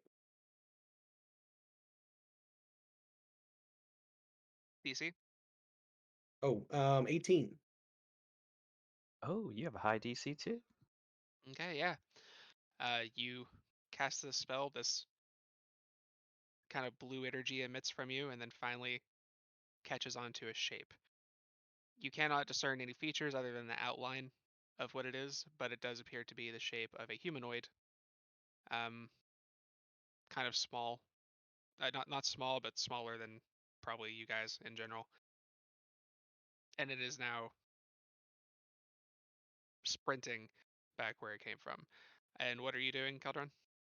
I was trying to sprint as fast as I could, like my 30-foot full movement, to close it to at least a 30-foot gap between I and whatever it is Okay, before it gets out of my range. And then I'm going to very good. cast Rimi's Binding Ice, which is a 30-foot cone from myself. Okay. If you'll allow it. I had a follow-up spell if he doesn't get to do what he wants to do. Well, you just cast Fairy Fighter, so I'm going to Right. give everybody else an opportunity to do something, but Cool. understood. I'm waiting in the Um, wing. Fair enough. What? Just a dexterity saving throw? For mine, no, it's a con saving throw of 16. But essentially, Caldron Con. just like Okay. full sprints out there, throws his arms out to the side, and you can see, if you guys thought it was cold before, the weather temperature actually drops even lower. The ice kind of starts to swirl around him, and he pulls these lights in and just throws his hands out, and this 30-foot cone of ice just blasts out. Okay. They rolled a 13. Okay, so it is 3d8 cold damage. And if you failed, which you did, they are hindered by ice and their speed is reduced to 0. So basically, it encases them in ice for a minute and they can't get out unless somebody else breaks them out of it. Gotcha. 8, 7, 5. So 15, 20 damage on that one. Very nice. And then, Alright. yay. Oh, it's a 6. So just barely past the wild magic save. If you throw a fireball on us, man, I'm gonna have to do something crazy. Yeah. So basically, you just see the blue outline all of a sudden just get pelted with ice and just eventually turn into an ice cube. Okay.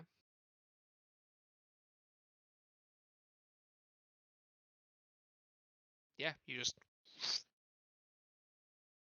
and it completely and when it completely freezes and they can't move any further. Um, Now it completely encases them in ice, or is it like Yeah, legs up, like they completely. can't do actions? Essentially, it just says until, yeah, so hindered by ice formations for 1 minute or until it or another creature from within reach of it uses an action to break away the ice. So it might not be encased, but it's definitely Like not able waist to up, move. maybe like up Yeah, the torso, just like a cone of ice just holding them in place. right. Okay.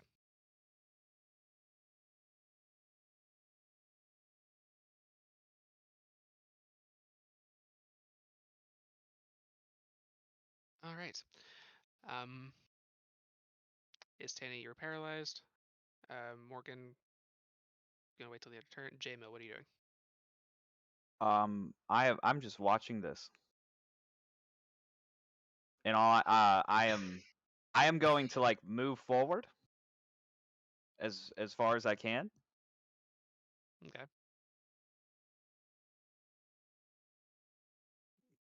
But I don't have anything to restrain this. I mean, we don't see who it is yet I'm going to be walking over now. or what it is. You have it's from the waist up is encased in ice, and all you can see is like this blue outline of the figure. They are still invisible.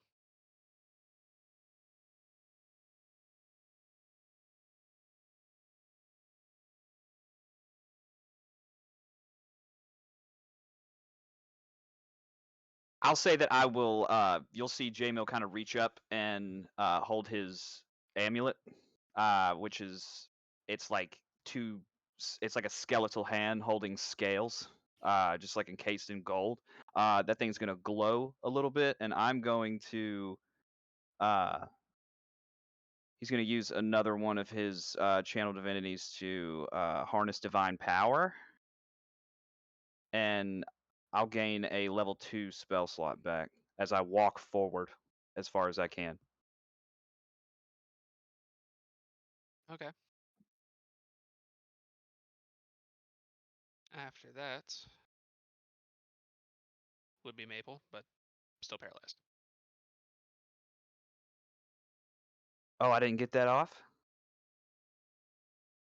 Did you say that you were going to restore the two of them? Yeah, I said that I used the last 2 slots to take the Okay then.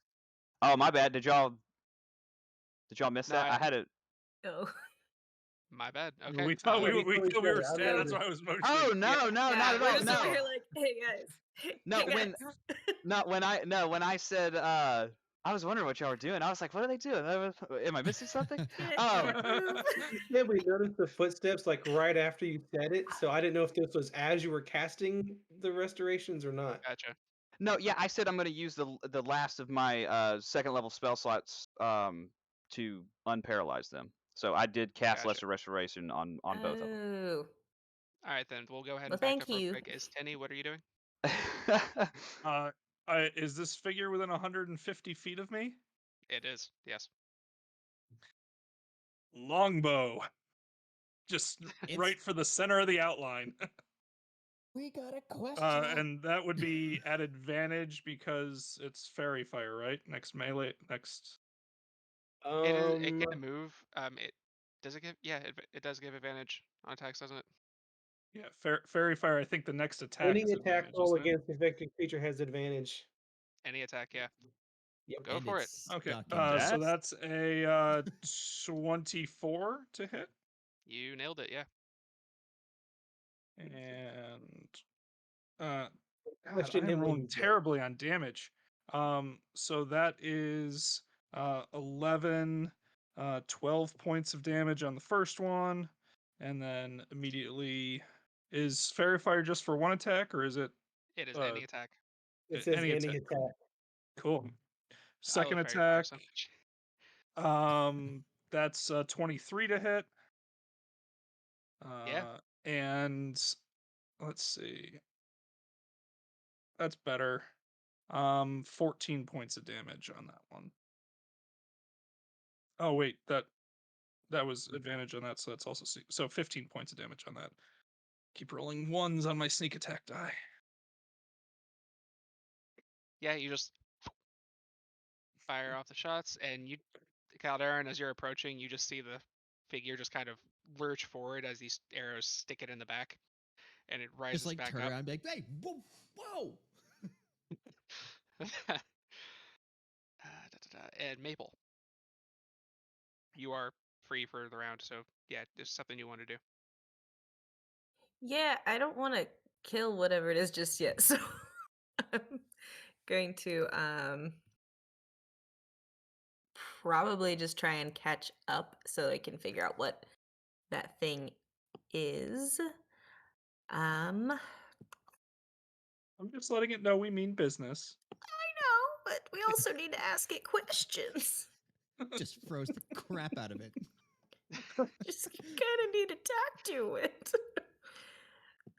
So, yeah, I'm just gonna fly over so that I can, Okay. yeah, see what's Nope. happening without any blockage of my sight. Chat's Fair yelling enough. at me Where's now. Hmm. I said chat's yelling at me now.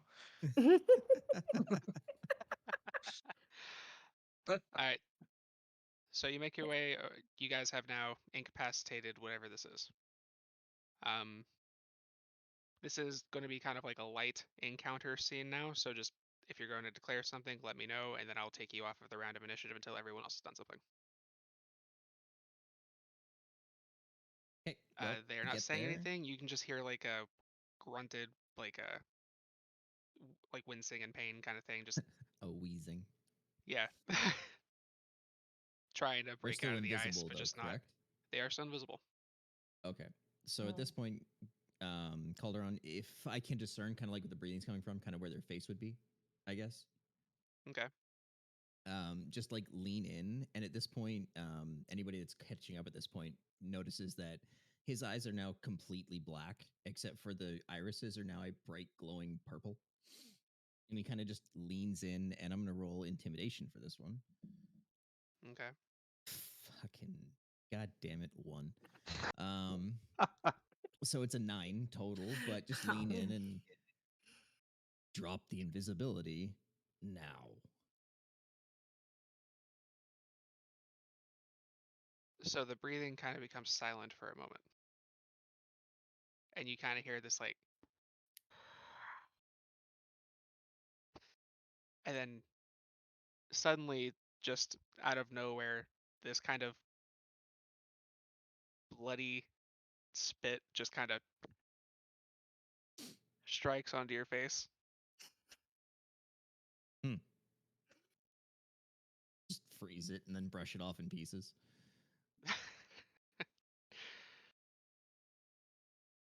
Well, that sucked. Anybody else want to try?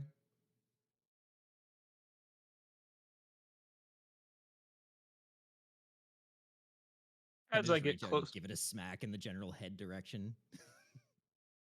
as I get closer, I'd Yeah. like to throw a snowball at it.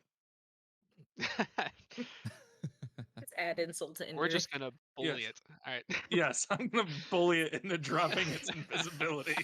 Just Come gonna stand on! at range, just pelting it with snowballs in the back. Wonderful. Yeah, you're hitting it in the back with snowballs, and it's just kind of you see it like lurch forward with each one, and it's still just trying to like claw at the break the ice away underneath it. But it You is can make this all stop if you just let us see who you are. you just continue. Anytime you do hear anything from it, it's kind of just that sharp hissing sound.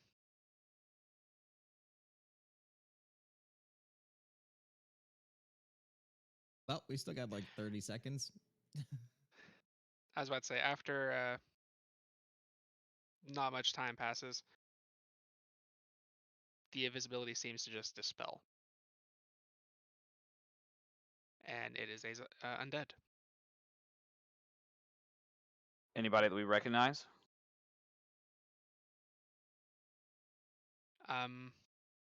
Roll an intelligent, just a straight intelligence check. Okay. Not so great with this, but we'll see. Oh, I rolled a 2 for a total of 1.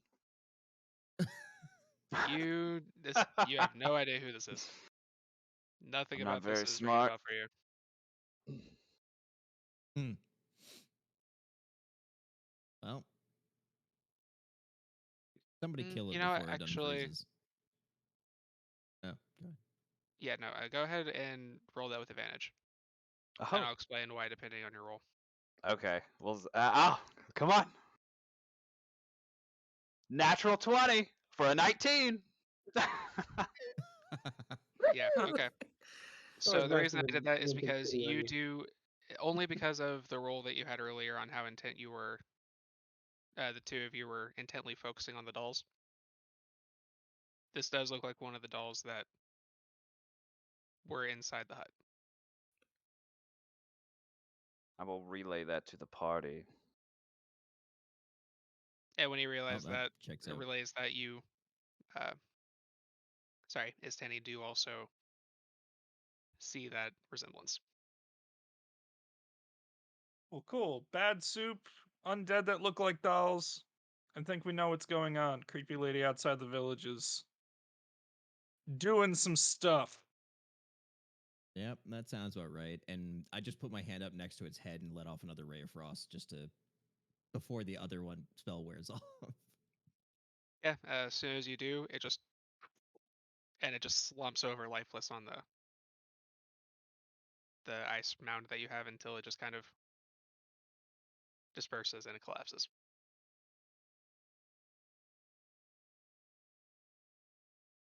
I don't Feeling think pretty good there's about that 10 giants, gold. gang. I think you're That's- right. Just a hunch. I don't These to think creatures are there's not tall giants. enough. I think the giants might be a lie. Gonna be honest, I'm a little disappointed. I was kind of hoping there would be giants. Right? There aren't I was kinda giants in looking the forward to that. hills. There aren't giants in the hills. So, do we? I mean, we're all. I mean, assuming that Cade is probably undead at this point, and Mhm. so he's literally in the village with the villagers. So, do we want to try and skirt past the hut, take out Cade, and then go back to get the old lady? Or do we just want to go for the old lady and hope that ends whatever she's got going on with Cade? Well, there's either that or we go burn down the hut with all the dolls and hope that does something. I think Imelda is the one in the center of this. She Mhm. seems to be Yeah, kind like of I the said, greater burn down threat, the hut. though. He can be in the hut. What did you? But I can So start a small campfire on the hut. maybe it'll catch with all the snow, you know? Maybe. Yeah. Maybe. Or I could light So an air go one ahead. of the arrows and just shoot it into the hut. The whole flaming arrow thing. But in all seriousness, what are we doing? I mean, we're going to be walking by her house anyway. If she's there, she's going to probably see us, and who knows if she's going to try and stop us from getting in there anyway. So maybe we should just try and deal with her on our way out of here. I believe Yeah, that I would be the think- best option. Walk by. I We're on our think way we to should town. have- Just thought we'd kill you along the way. Yes, exactly. Well, What's I up? think Time to I die. think J-Mill probably made her angry with the religion thing earlier, so we should send him to the door to like provoke I'll her. The go. rest of us hide, act like we were killed by her creepy things, and then when she comes outside, firing squad. J-Mill, I would just say dodge. Drive out You of the want way. me to deceive you? Do you want me to deceive her? No, I you could can tell her. straight up say that you're there to kill her. Like, I don't care. Just get her to come outside so I can shoot her. Face me. Yeah, J-Mill wants to go to her hut. That's where he wants to go. I'm with That's that where plan. Maple wants to go to. First and foremost. So Yeah, everyone's I'm heading to the definitely hut. with that plan. We all agree? There's nothing Yeah. for It us was- here. It was not good soup. Like, she needs a better recipe. Yeah, We she at least need actively to tried convey spread that to light her. on me. Like I needs mean, work. the seasoning wasn't Yes. that far off. Very important she know that. Seasoning. Yes. The soup needs work. If you're going to be helping travelers, the soup needs work. Okay. We just leave a note on her door. The soup needs work. Please do Bad better. soup. Alright. So No soup. you I make want to your be way. as cautious as Yeah. possible as I Yeah. approach, All right. keeping an eye out. You guys make your way back down the path, and it's not long before you make your way back to the opening. You kind of break off to the right, heading to where the little hut is, where you can see Imelda standing outside, facing your direction, waiting expectantly. Wave. She knows. Do we Your not wanna try soup to- sucks! All right.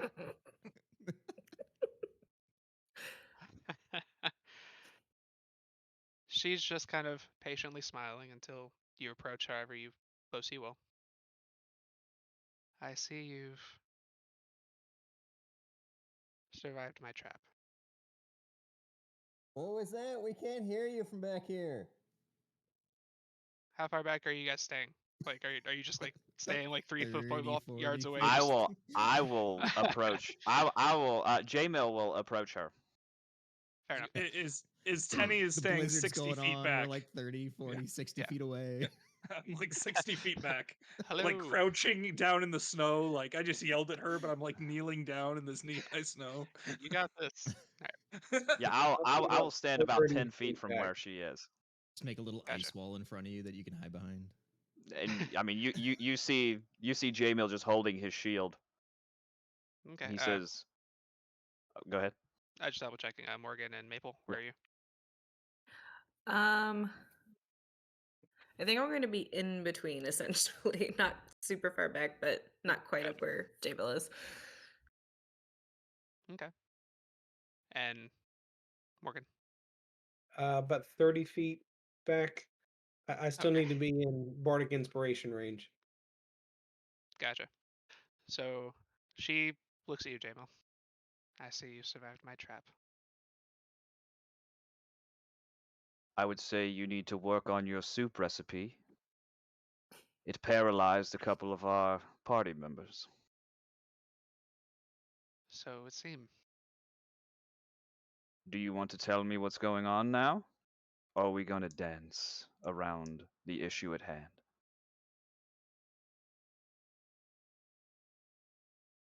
Dancing's just so much more fun, don't you think? And about that moment, you see her skin starting to turn a different shade, falling into kind of like a deep, darker blue. She reaches out, and as she does, you see her arm is kind of getting longer as she is beginning to grow in size, as this illusion is falling away. She reaches over, and her hand grows to the size that she can grab what appears to be a tree, as she rises taller and taller, towering over all of you, until she is revealed to be a frost giant hag, and that instead of being a tree is a planted staff that she rips out of the ground. Joyma, behind you, you kind of hear.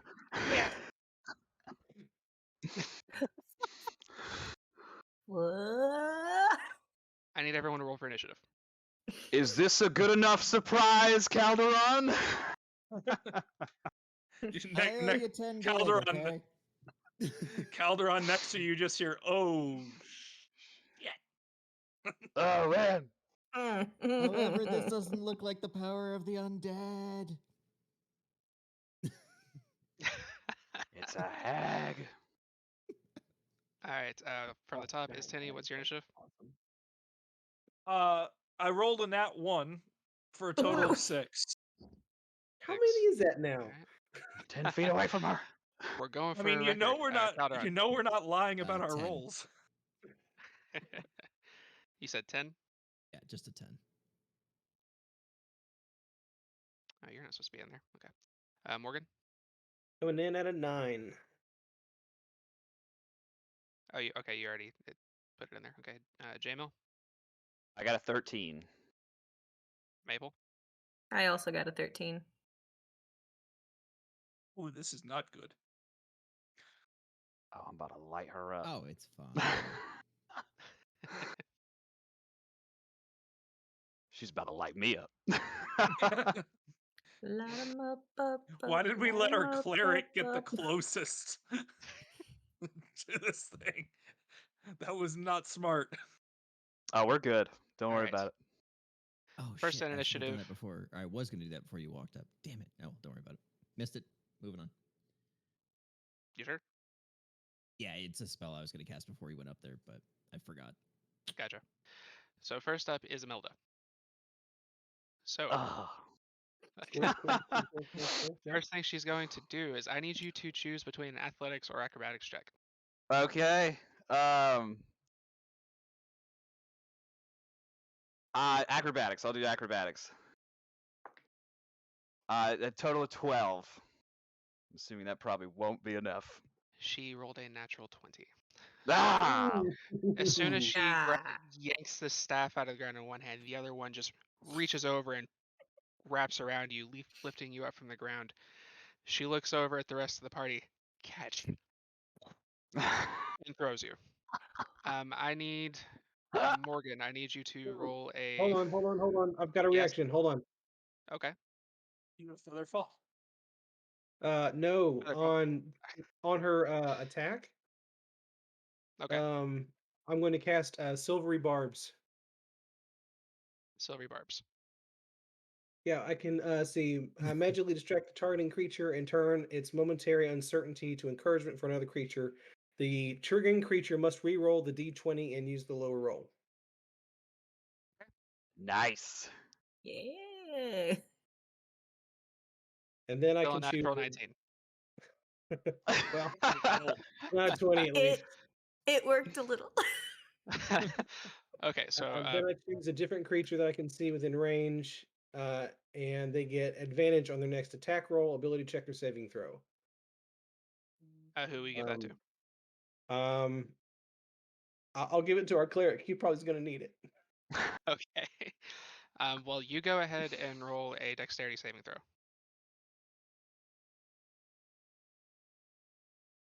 Well, depending on your intent, you can either attempt to dodge him for a dexterity saving throw, or you can try to do an athletics check to try and catch him. Keep in mind, though, if you do fail the athletics check, you both will receive damage.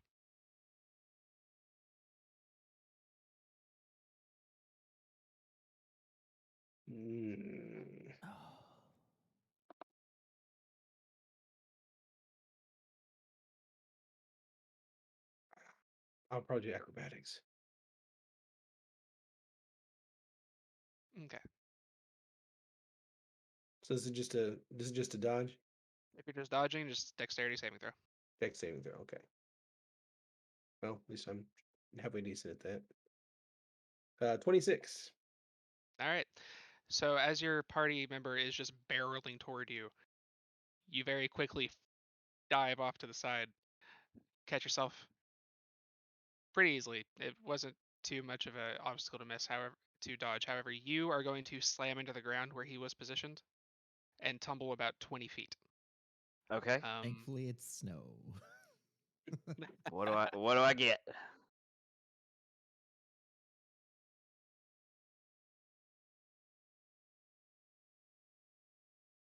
"21 points of bludgeoning damage." All right. Ooh. Boom. Love it. Ooh. After that will be your turn. My turn? Yes. You will have to spend half your movement to get up. Yes. How far away am I? How far did I get thrown? You got thrown 30 feet and tumbled an extra 20, so you're 50 feet away. You're almost next to where they were. I give the landing a 1. I'll just stand up, kind of grunt. I don't appreciate that too much. I am going to cast Ray of Enfeeblement. Ooh, yeah. Ooh. Okay. All right. Let's hope this guy goes. Oh God, no! I have a +10 to hit, and that's a 12 total. 12? Unbelievable. Yeah, I rolled a 2 on the die. I'm afraid that doesn't hit. Oh. You fire the ray, and it just kind of, you're still reeling back from having just been tossed 50 feet, and your aim is just a little off as you just barely miss her. Awesome. That is all I can do right now. I'm gonna stay where I'm at. Maple, that makes it your turn. Oh dear. Okay. So I am going to cast Flaming Spear right in front of her. And with my bonus action, I'm going to shove the sphere into her to cast some fire damage. Okay. And she's gonna need to make a Looks like it's a dexterity save. Yeah. Not great at those. And she rolled a nat 1, so All right.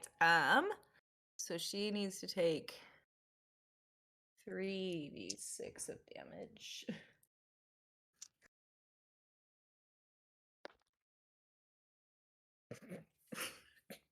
Fabulous.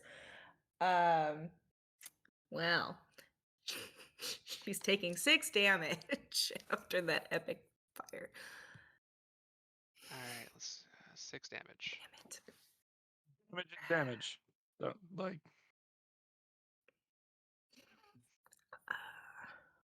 Okay. Now it says if You- it if it ends its turn. Never mind. Never mind. Proceed. Oh, if it ends its turn nearby it. Yeah, but it's not her turn, so never mind. Gotcha. All right, that will make it Calderon. He kind of looks to everybody, looks up, and then everybody can feel the temperature drop again. But this time you see like ice pauldrons almost coming up over his shoulders, and he looks behind him and everybody stay away from me. And he runs about 30 feet to the left to make space between him and the group. And then he like puts his hands in front of him. You can see him just close his eyes. You see all the snow in the surrounding area basically pull in between his hands as he just waits, and then lets out this little ball that goes flying towards the enemy. I forget the name, and I cast Ice Storm, which is a dex saving throw of 16 for difficulty. Okay.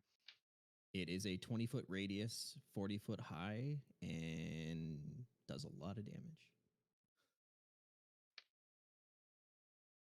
That is another nat 1. Oh no. Okay, All right. 4d6 for cold damage. 5, 10, 14 plus 2d8. you burned your one natural 20 to 11. throw the cleric. Worth it. It's fine. It's worth it. All right. 14 and 11, 25 altogether. And then, as well as everything in that area is now difficult terrain until the end of my next turn. Okay. And a 1. I'm going to roll the D100 and roll in Beyond 20. 76. You rolled a 1 on the one. Oh no. Oh no. And after the spell goes off, within a 30-foot radius, a blinding light pierces the around off from me as the center, and everything within 30 feet is now blinding light. So how far out did you run? 30 feet. You ran 30 feet away from me. So 30 feet. That would put you Just in on the range edge. of. Yeah, I need all of you to roll the associated save. Any creature that ends its turn within 5 feet of me, so they're all safe. It's just really bright. Oh, it's just when they end the turn. Yeah, and they have to be within 5 Misunderstood. feet to be. But the light is a 30-foot radius. Gotcha. Within 5 feet, they're blind. Fair enough. Okay. Okay, so we're good. So is that And that's my turn. Calderon's turn? All right, Morgan, you're up. Okay. I'm going to pull out my Reveler's Concertina, and through it, I'm going to cast Otto's Irresistible Dance on the giant hag, which is going to be a. Let's see, choose one target creature.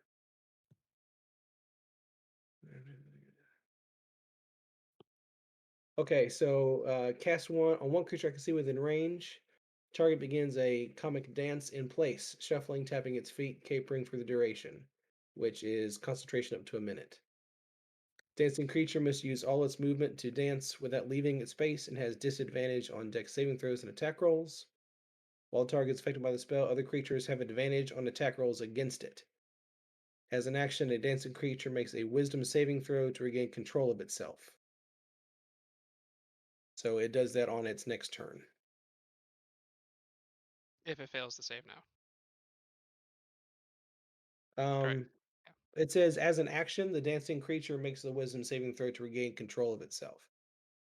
So on its turn, it can use its action to try to shake the spell off. But there's a saving throw to see if the spell takes. No. It just says choose one creature that you can see within range. Target begins to dance.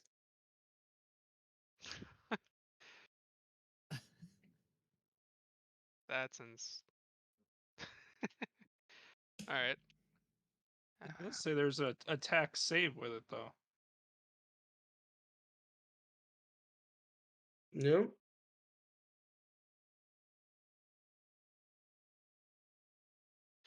Okay, in the upper part of the spell where it talks about attack save, it does state that there is a wisdom save. Oh, sorry. I missed that part. Nope. All good. My apologies. Wisdom save 18. Oh, more than fine. All right. It failed anyway. So. Yeah. Well, we about to have some fun, ladies and gentlemen. Going to give a wink at J-Mill and say, all right, now go have some fun. And then I'll move 10 feet away from our giant blazing light in the middle.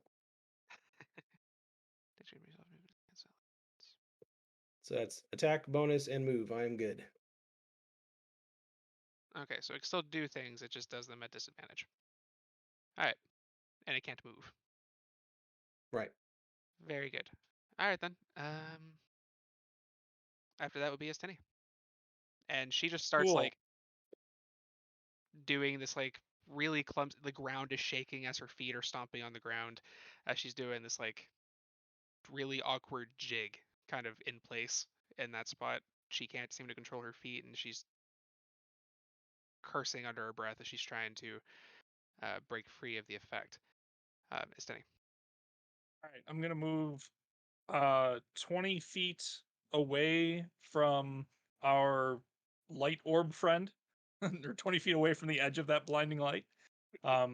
So to the opposite edge, or opposite way that he went. And I'm gonna fire 2 attacks with advantage.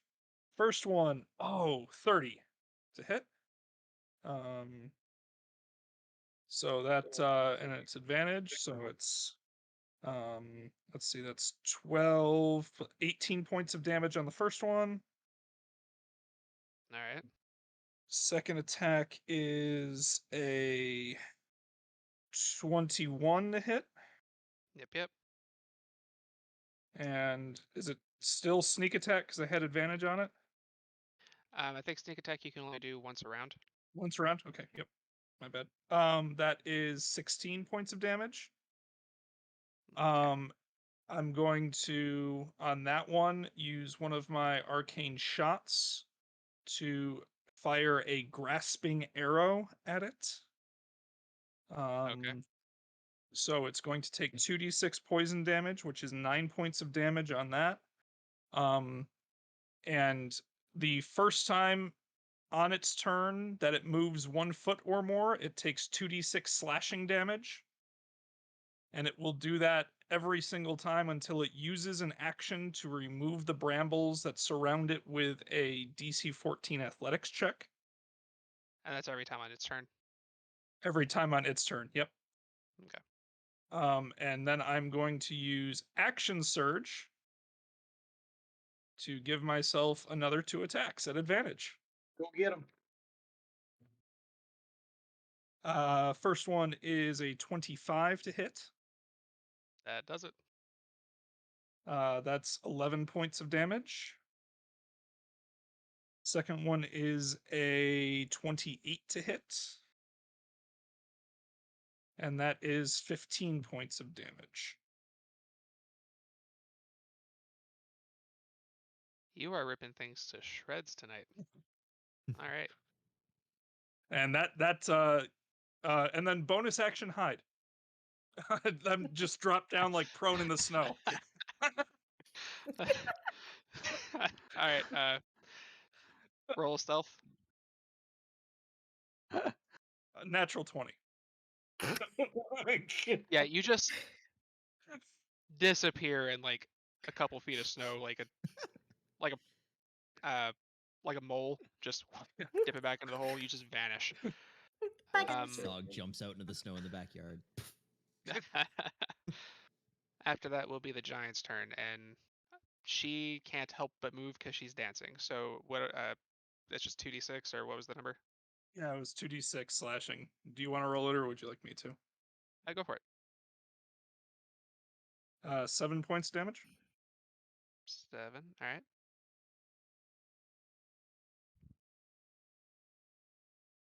And at the end of her turn, she can attempt to do a wisdom saving throw to break from the Well, she can take an action to try to end the effect of the spell. action. Got it. Okay. Which is why I used grasping arrow, because she would have to choose to end the effect of the spell or end the effect of the bramble. Exactly. She couldn't do both. That was a smart play. I That was believe very there's nice. also still a fireball on her. Oh, that's true. Yeah, at the end of her turn, she's going to take that fire damage too. Yes, Yeah, that she is has to true. take 2d6 fire damage at the end of her turn. Y'all are bullying my NPCs here. I don't know. We're All bullying you. right. Oh, I hope the next round goes well because it's gonna get so much worse. Well, she's just not going to do any of that. Go ahead and roll the damage for that flaming sphere. 7.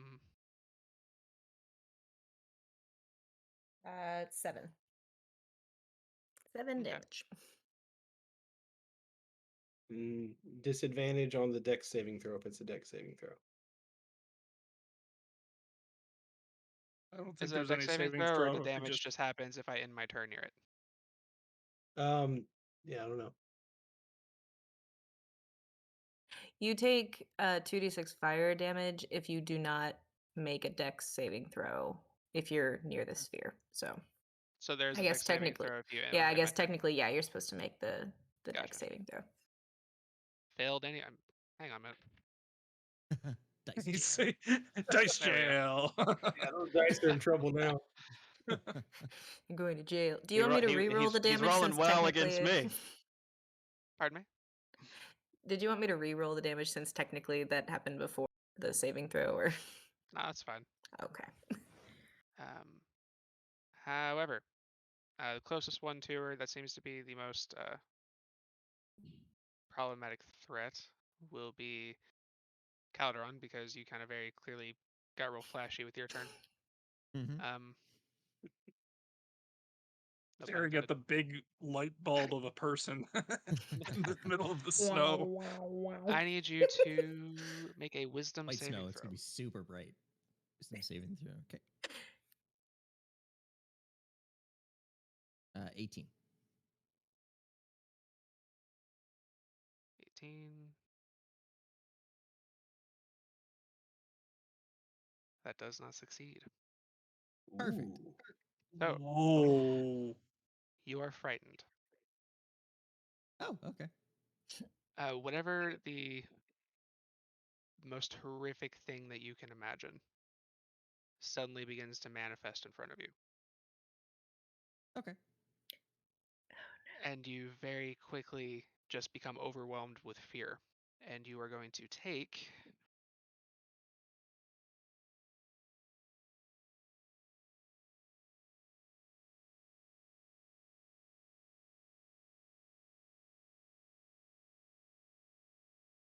38 points of psychic damage Ooh. as she casts psychic or phantasmal killer on you. Yep. Ugh.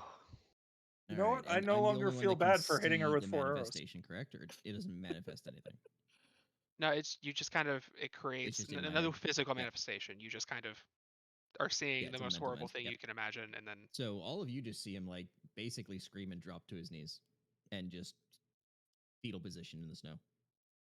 Ooh. all right. After that, we'll be going to J-Mill. You took 38 points? Yeah. Okay, so she is still anything has advantage on her, correct? Right now? Absolutely. She's not doing anything. Okay. Jamil's going to use his bonus action to down a greater healing potion. Just to get me back up. Let's see. 2 3s, 2 1s. 6, 7, 8 plus 4. That's 12. I'll add that. And I am going to throw down a little Hail Mary here. I'm going to cast Guiding Bolt at a level 4. Ooh. Okay. Ooh. While I have advantage. Yeah. 28 to hit. Absolutely. Thank God I rolled with advantage because the other one was a 5. Oh God. All right, here we go.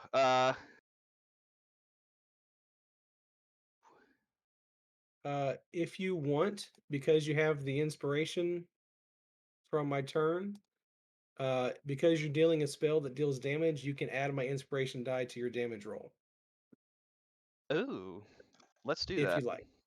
That would be beautiful. So So I'm add casting another this at a D8 4. per. So, all right, I need 7d6. We got 1, 2, 3, 4, 5, 6, 7. Take 1 away, and an additional d8, right? Right.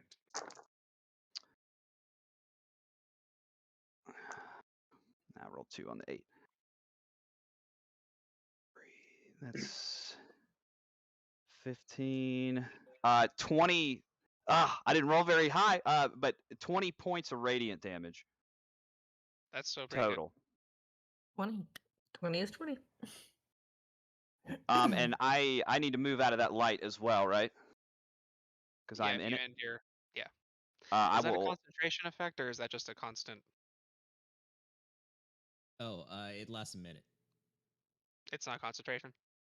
It's a wild magic. I'm not causing it. Wild magic. Okay, gotcha. Can I move You're right. towards him Okay. and not be in that light? Didn't it just like appear at us, or is Yeah, it emanating off of him? It's on. It's like me. I am the light. So you would How need to move away from Flames him. light.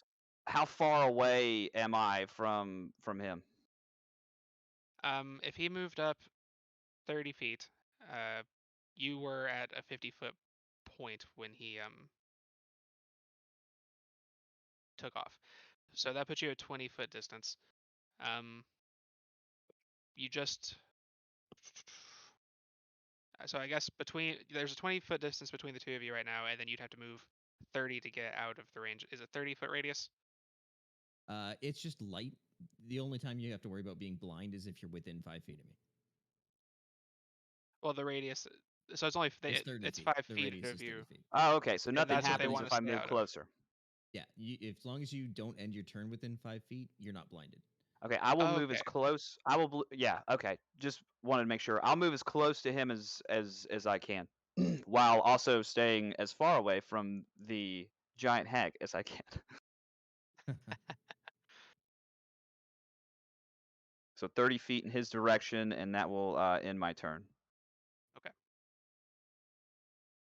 Hmm, After that will be Maple. Okay. Let's see.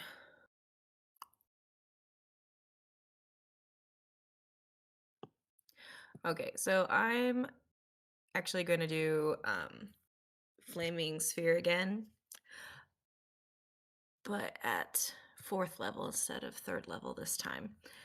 So I'm basically going to do the same move time. Create the sphere in front of her because the other one will be gone at this point, and then bonus action to shove it into her. But since it's at 4th level, it's 4d6 instead of 3. All right. And And if there's yeah, and I think ahead. it's a dex saving throw. Yeah. She's entwined in like foliage, like vines and stuff, and she's dancing uncontrollably. She's just gonna auto fail. Go for it. Auto fail. Dun, dun, Oh, hey. 11, 15 damage. 15. All right. And it's just going to hang out there till my next turn. So Okay. I am done.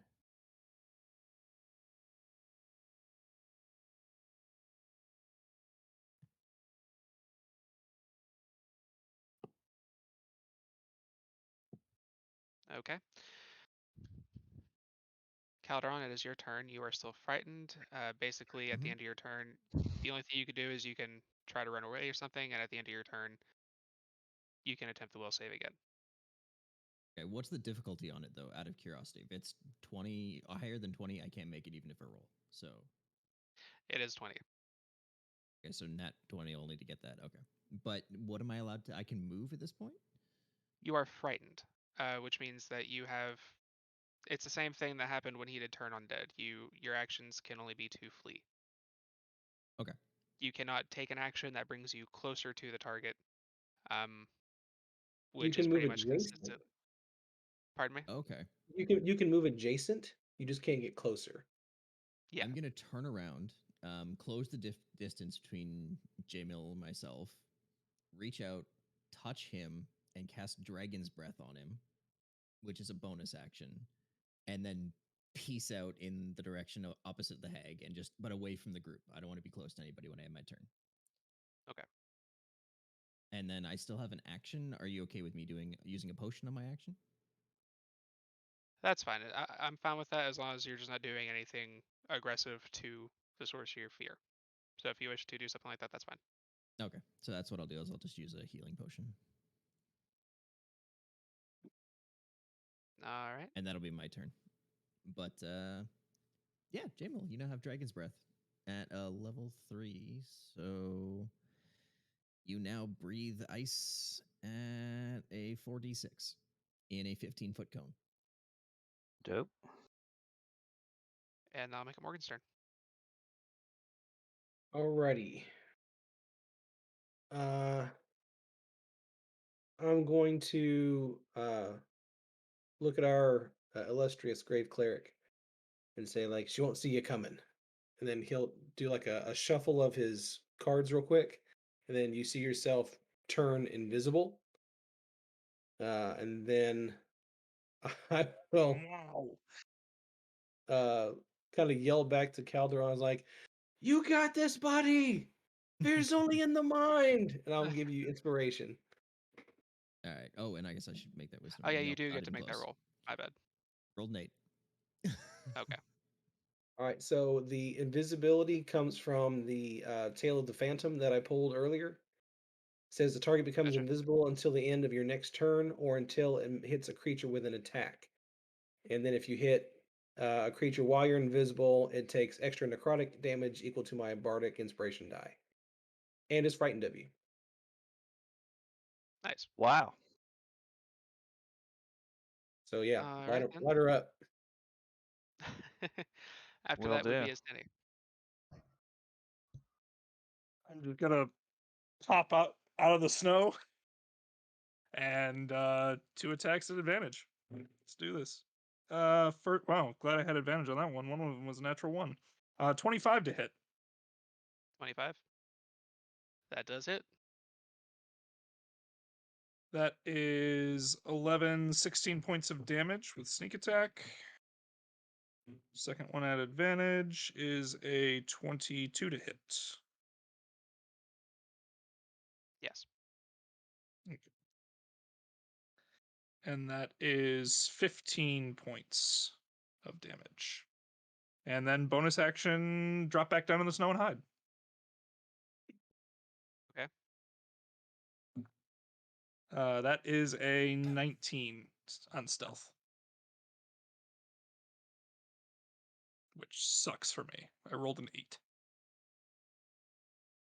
I mean, with disadvantage, they didn't see it. Cool. I'm back down in the snow. All right. That would make it the Giants' turn again. And Calderon just de-aged 5 years.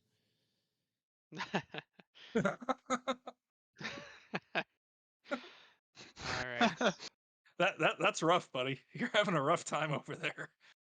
Oh, so essentially, I just went from looking like I'm 30 to looking like I'm 25. My character is actually 90 years old, but yeah, wild magic.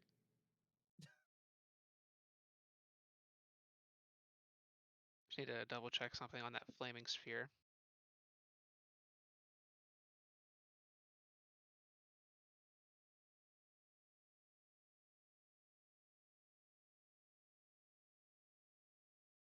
Okay. So the hag is this time going to attempt to spend the action to try to break free of the dance. However, it is still dancing, so go ahead and roll the damage for the vines, and then go ahead and roll the damage for the flaming spear. I'm sure. Yeah, I failed. 10 points of damage from the Dice are not with vines. me tonight. 10. 10. Okay. 11 from the sphere. Nice.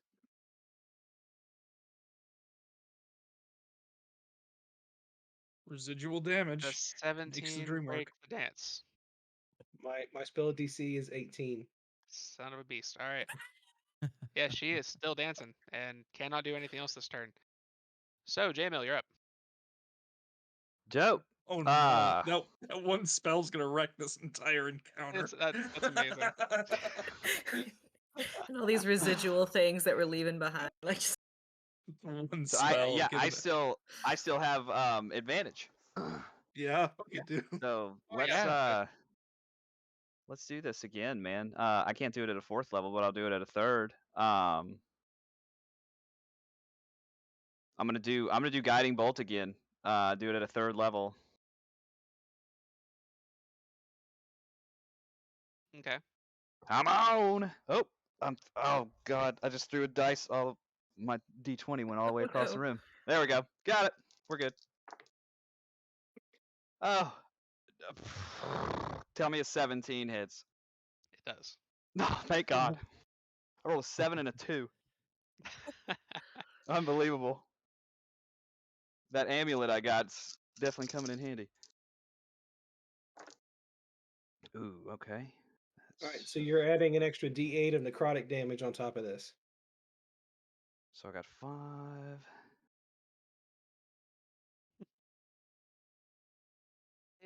Macarena. Hold on. 10. Wow, math is hard, right? It'd be like that sometimes. Yeah, I know, it really does. 20, and we got, so it's 20 radiant damage, and then 7 necrotic from All right. the D8. I am going to bonus action my last channel divinity to regain a spell slot with harness divine power.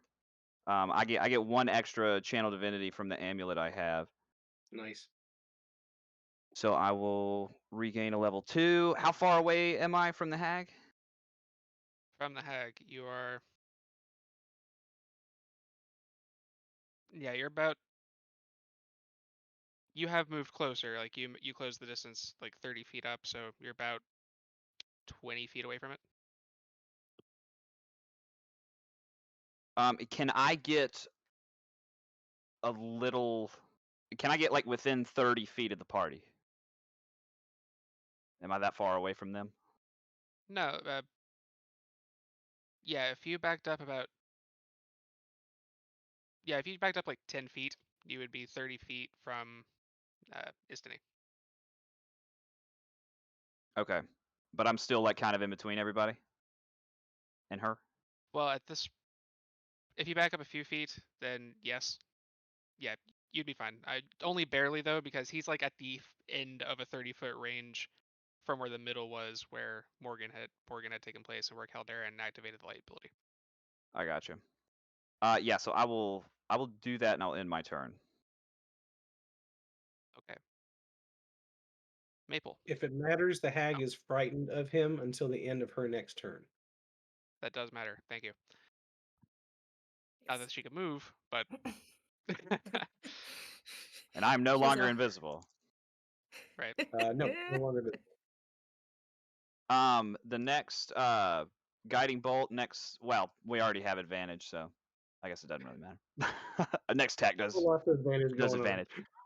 You got triple advantage. No. Yeah. Oh, the advantage.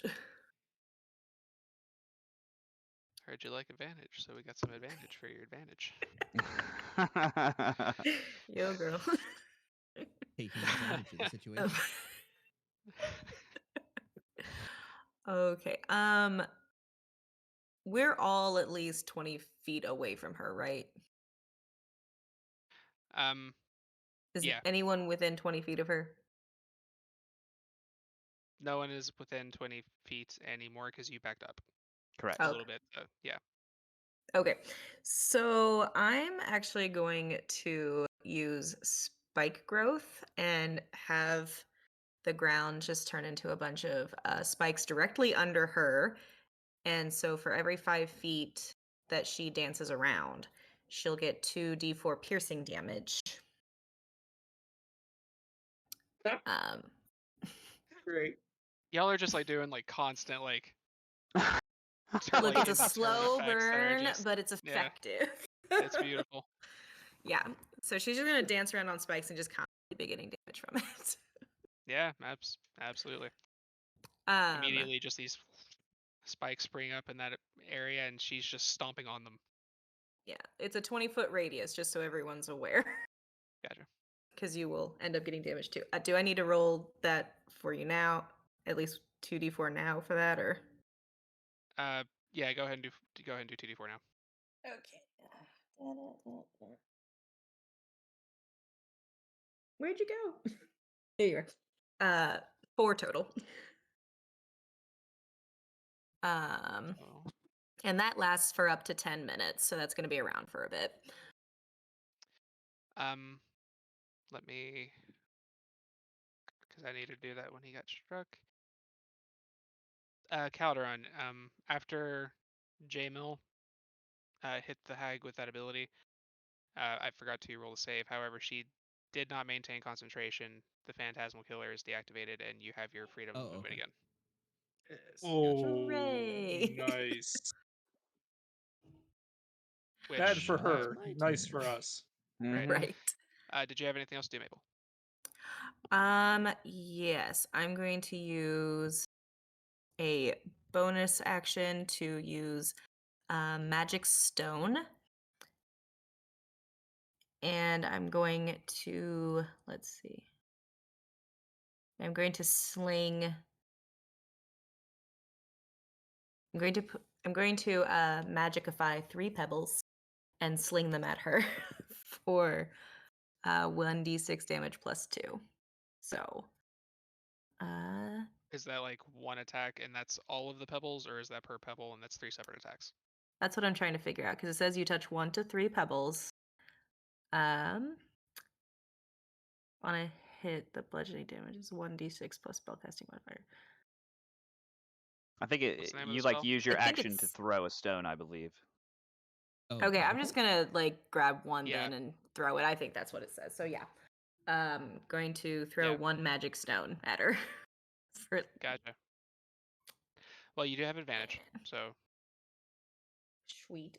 On nat 20 on the magic stone. Let's go. That would be beautiful. Oh, we're gonna do that again. Well, that's pretty cool. well, does an 11 hit? I'm afraid not. Dang it, I was so excited to have that one little pebble. That's all right. Enjoy dancing on the thorns. She won't, but she'll do it. Okay. Alright. And that is the end of my turn. Calderon, it is your turn. Okay. Well, I'm pissed. So Let's go, light boy. I'm gonna use 5 of my sorcerer points to unlock my 4th level spell slot again, and I'm gonna cast Chromatic Orb this time. So he basically Ooh. closes his hands together and creates an orb of ice, and it launches it like a freaking snowball at her. And I have advantage on that. Right, I think, still. Oh yeah. Yes. Yeah. Okay.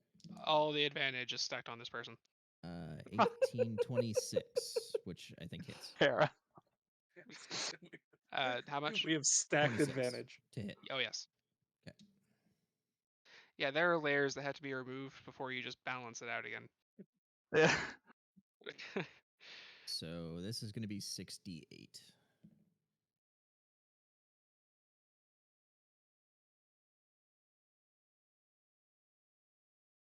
$14, 22. 30 points of damage altogether. Nice. All right. Calderon, how would you like to put an end to the hag? All right. Yeah. Get that payback. Let's find out after I roll my wild magic. No. Another one? Yeah. Wow. No. One. That's Yeah, your that's third wild. wild magic one. Dude, 93. That's The magic is crazy. very wild today. Okay. That's entertaining. So you see Calderon as he's creating this orb of ice within his hands, trying to concentrate and focus on it. And within that second, he grows to about a 10-foot height and gains all of that size within him. And this orb grows with his size, gaining all that magic, like ice building in from the surrounding area. And when he throws it, it hits. And you can see it make contact. And then the skin and everything within starts, the ice spreads and eventually takes over her whole body and freezes her in place as a frozen statue. And that one was for increasing my size for wild magic. Nice. Nice. Okay, So yeah. now I'm like Goliath size. You all are still alive, still kicking. You just made this giant dance to the... Wow. So, Dance to death. It Yeah, danced to the grave. Dance into her the grave. final breath. And frozen on the statue, like this ice statue, you can very clearly still see like the most anguished frustration you have ever witnessed on a person in your lives. This is how it ends. She has been I doing this feel for you, Beara. Oh no, that was amazing. I mean, it's only That fitting. was She gave us fantastic. two that made us freeze in place. I had to make her move as much as possible. That's fair. Okay. You have slain the hag. What do you wish to do? J-Mill will walk up to the hag and cast Decompose. You just see him like kneel down and touch her, and like her whole corpse just begins to like decompose. And you just see it like covered with like moss and like small little like flowers that are almost like weed like over the course of like over the course of a minute. Yeah. It just months and years of decomposition just take effect in a very rapid amount of time, So leaving nothing is but... Go ahead. I was just no. You can finish. Sorry. No, just leaving nothing but the frozen bits of mildly preserved but also decomposed body that has been created from the amalgamation of nonsense that you guys have performed here in this moment.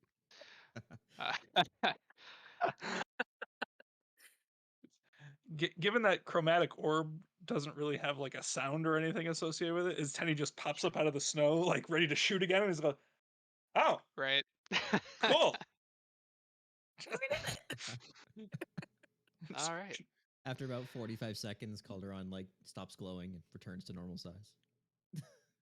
He still keeps his younger looking complexion though. So Yeah, I like this. Should we check the villagers? I think that's a good we should idea. join those creepy little doll things first. But yeah, let's check Yep. on the Don't hut say it. first. Oh yeah. We are Okay. here, yes. I'm still down So for you burn go to down the check hut. out the hut. Okay. Yes. As you step aside and look, the dolls all appear to have deteriorated. They are no longer the pristine little dolls of people that you'd seen. They appear to be almost resembling what they looked like in their undeath. They look like little zombies set up on the wall. Uh, the illusion of this place has now disappeared, and it is very clearly a hag's hut. There's necromantic tools. There's uh, very clearly evidence that she has been doing harvesting people, using them for various means. Um, I'll go ahead and put any concerns to rest. You did not eat anyone. That was just a potion. I No wasn't thinking about that, cannibalism. but thank you. No cannibalism. Yeah. Da-da-da-da. You find, additionally, you're going to find kind of centered on a table in the center of the room, this little blue crystal that kind of has what appears to be like little swirling flakes whirling around it. And it's just kind of floating on this little mechanism sitting on this table. That looks interesting. Looks like It it fits your does. aesthetic, Calderon. Just come walking in, drinking his other potion. Huh. Neat. Nobody else is claiming it. I call dibs. I can tell you what it is if you want to give me just a second. That way you know. By all means. Right. I will go up and I will cast Identify on the crystal. This crystal is one of the gems that are embedded in uh, a very, very rare magical ring that can be used to call upon blizzards and storms in a large area. Hmm. Oh. I think he's right. It does fit in with your aesthetic. Cool, I'll grab it. Wonder how much I can sell this for. Tuck in my pocket. What? I already make storms. I don't need a jewel to do that. As soon Speaking as of you take it money, off of the pedestal, you guys notice that you don't hear the intense breeze outside anymore. And looking out the window, you no longer see the snow falling. Hmm. Guess we know where all the snow Aw. is coming from. Can I put it back? Do we need to take any kind He of said I put it back. evidence or anything back to the guild to kind of show what it is that we did? Yeah, I guess we can't really bring a head back this time.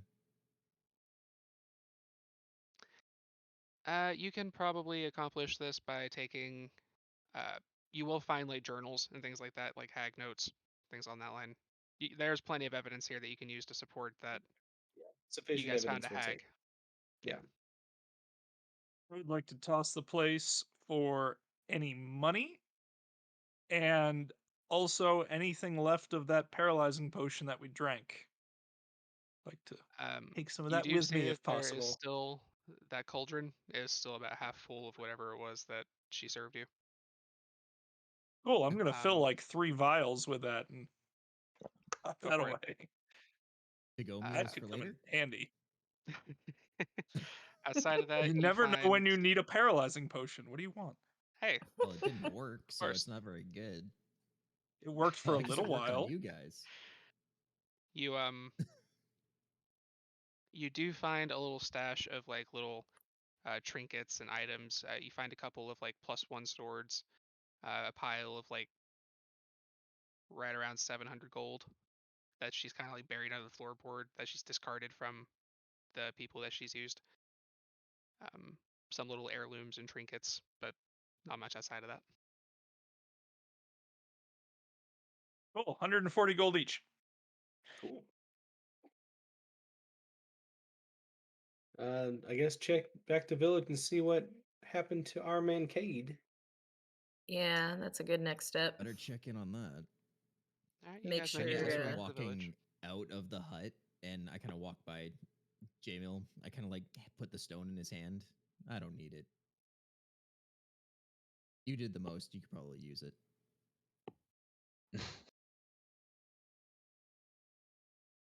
We'll have to As we see leave the hut. what Oh, this go is ahead. useful for. What were you saying? As we leave the hut, I am going to pull out an arrow, cast Prestidigitation onto the end of it, turn around, and fire the arrow into the hut. You fire the arrow, and after just a few moments, it catches, and you guys walk away from a blazing hut burning in the night. Oh, all he Those wanted to do Badass was set music it in on the fire. background. Absolutely. Slow motion. It's like, I was still looking forward to you breathing ice. Yeah, I Guys, didn't don't get look at close enough. explosions. You guys make your way down to the town, which already has thawed down there. There's not the blanket of snow that there was when you arrived. As you make your way down, you see that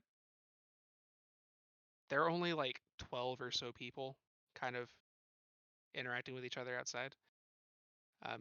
As you make your way through, you do notice that there are a lot of mostly decomposed bodies, including the body of Cade Hilltopple. So this village is, as you kind of investigate a bit, you find this village is kind of a angler fish kind of trap. They lure people in, send them into the mountain. She paralyzes them, ambushes them with zombies, drags the bodies away, covers it up, does what she will.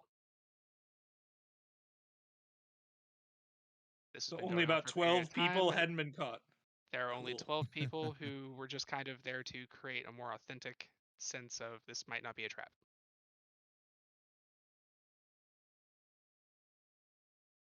And all of them look So, just as see, 12 confused at people when all we of the got here? bodies as you do. Who's gonna tell him? I don't want to tell him. Who's gonna tell him? On my job. J-Mill You will. might want to consider relocating. Yes. This is Run. not a safe place. There was a They could hag not agree more. Well, who I guess it's safe zombified your now, neighbors. Your real estate values suck. Get out while you can. Cut your losses, No, head to the next town. That's terrible advice. You buy low and you wait for it to rise, and then you sell high. And you just hell, don't we could probably mention buy the this whole frost giant village with the deal we hag. just got. Of course not. You don't have to list the hag on the listing. So Cade's just a corpse now? Cade has slumped over wherever he was standing when the hag died. As everyone else, it just looks like they just all kind of collapsed. If I cast Speak with the Dead, could we gather any more information, or is that pretty much what it is? You can do that if you wish to cast that. You say you spoke with Cade. Basically, you would learn about what his particular experience was. He did go scouting for the group, but he was quickly ambushed by a handful of zombies. He just outnumbered him. After he was killed, he doesn't remember much past that. But you can kind of determine everything else that went through. She created zombie puppets that she can control directly through these dolls.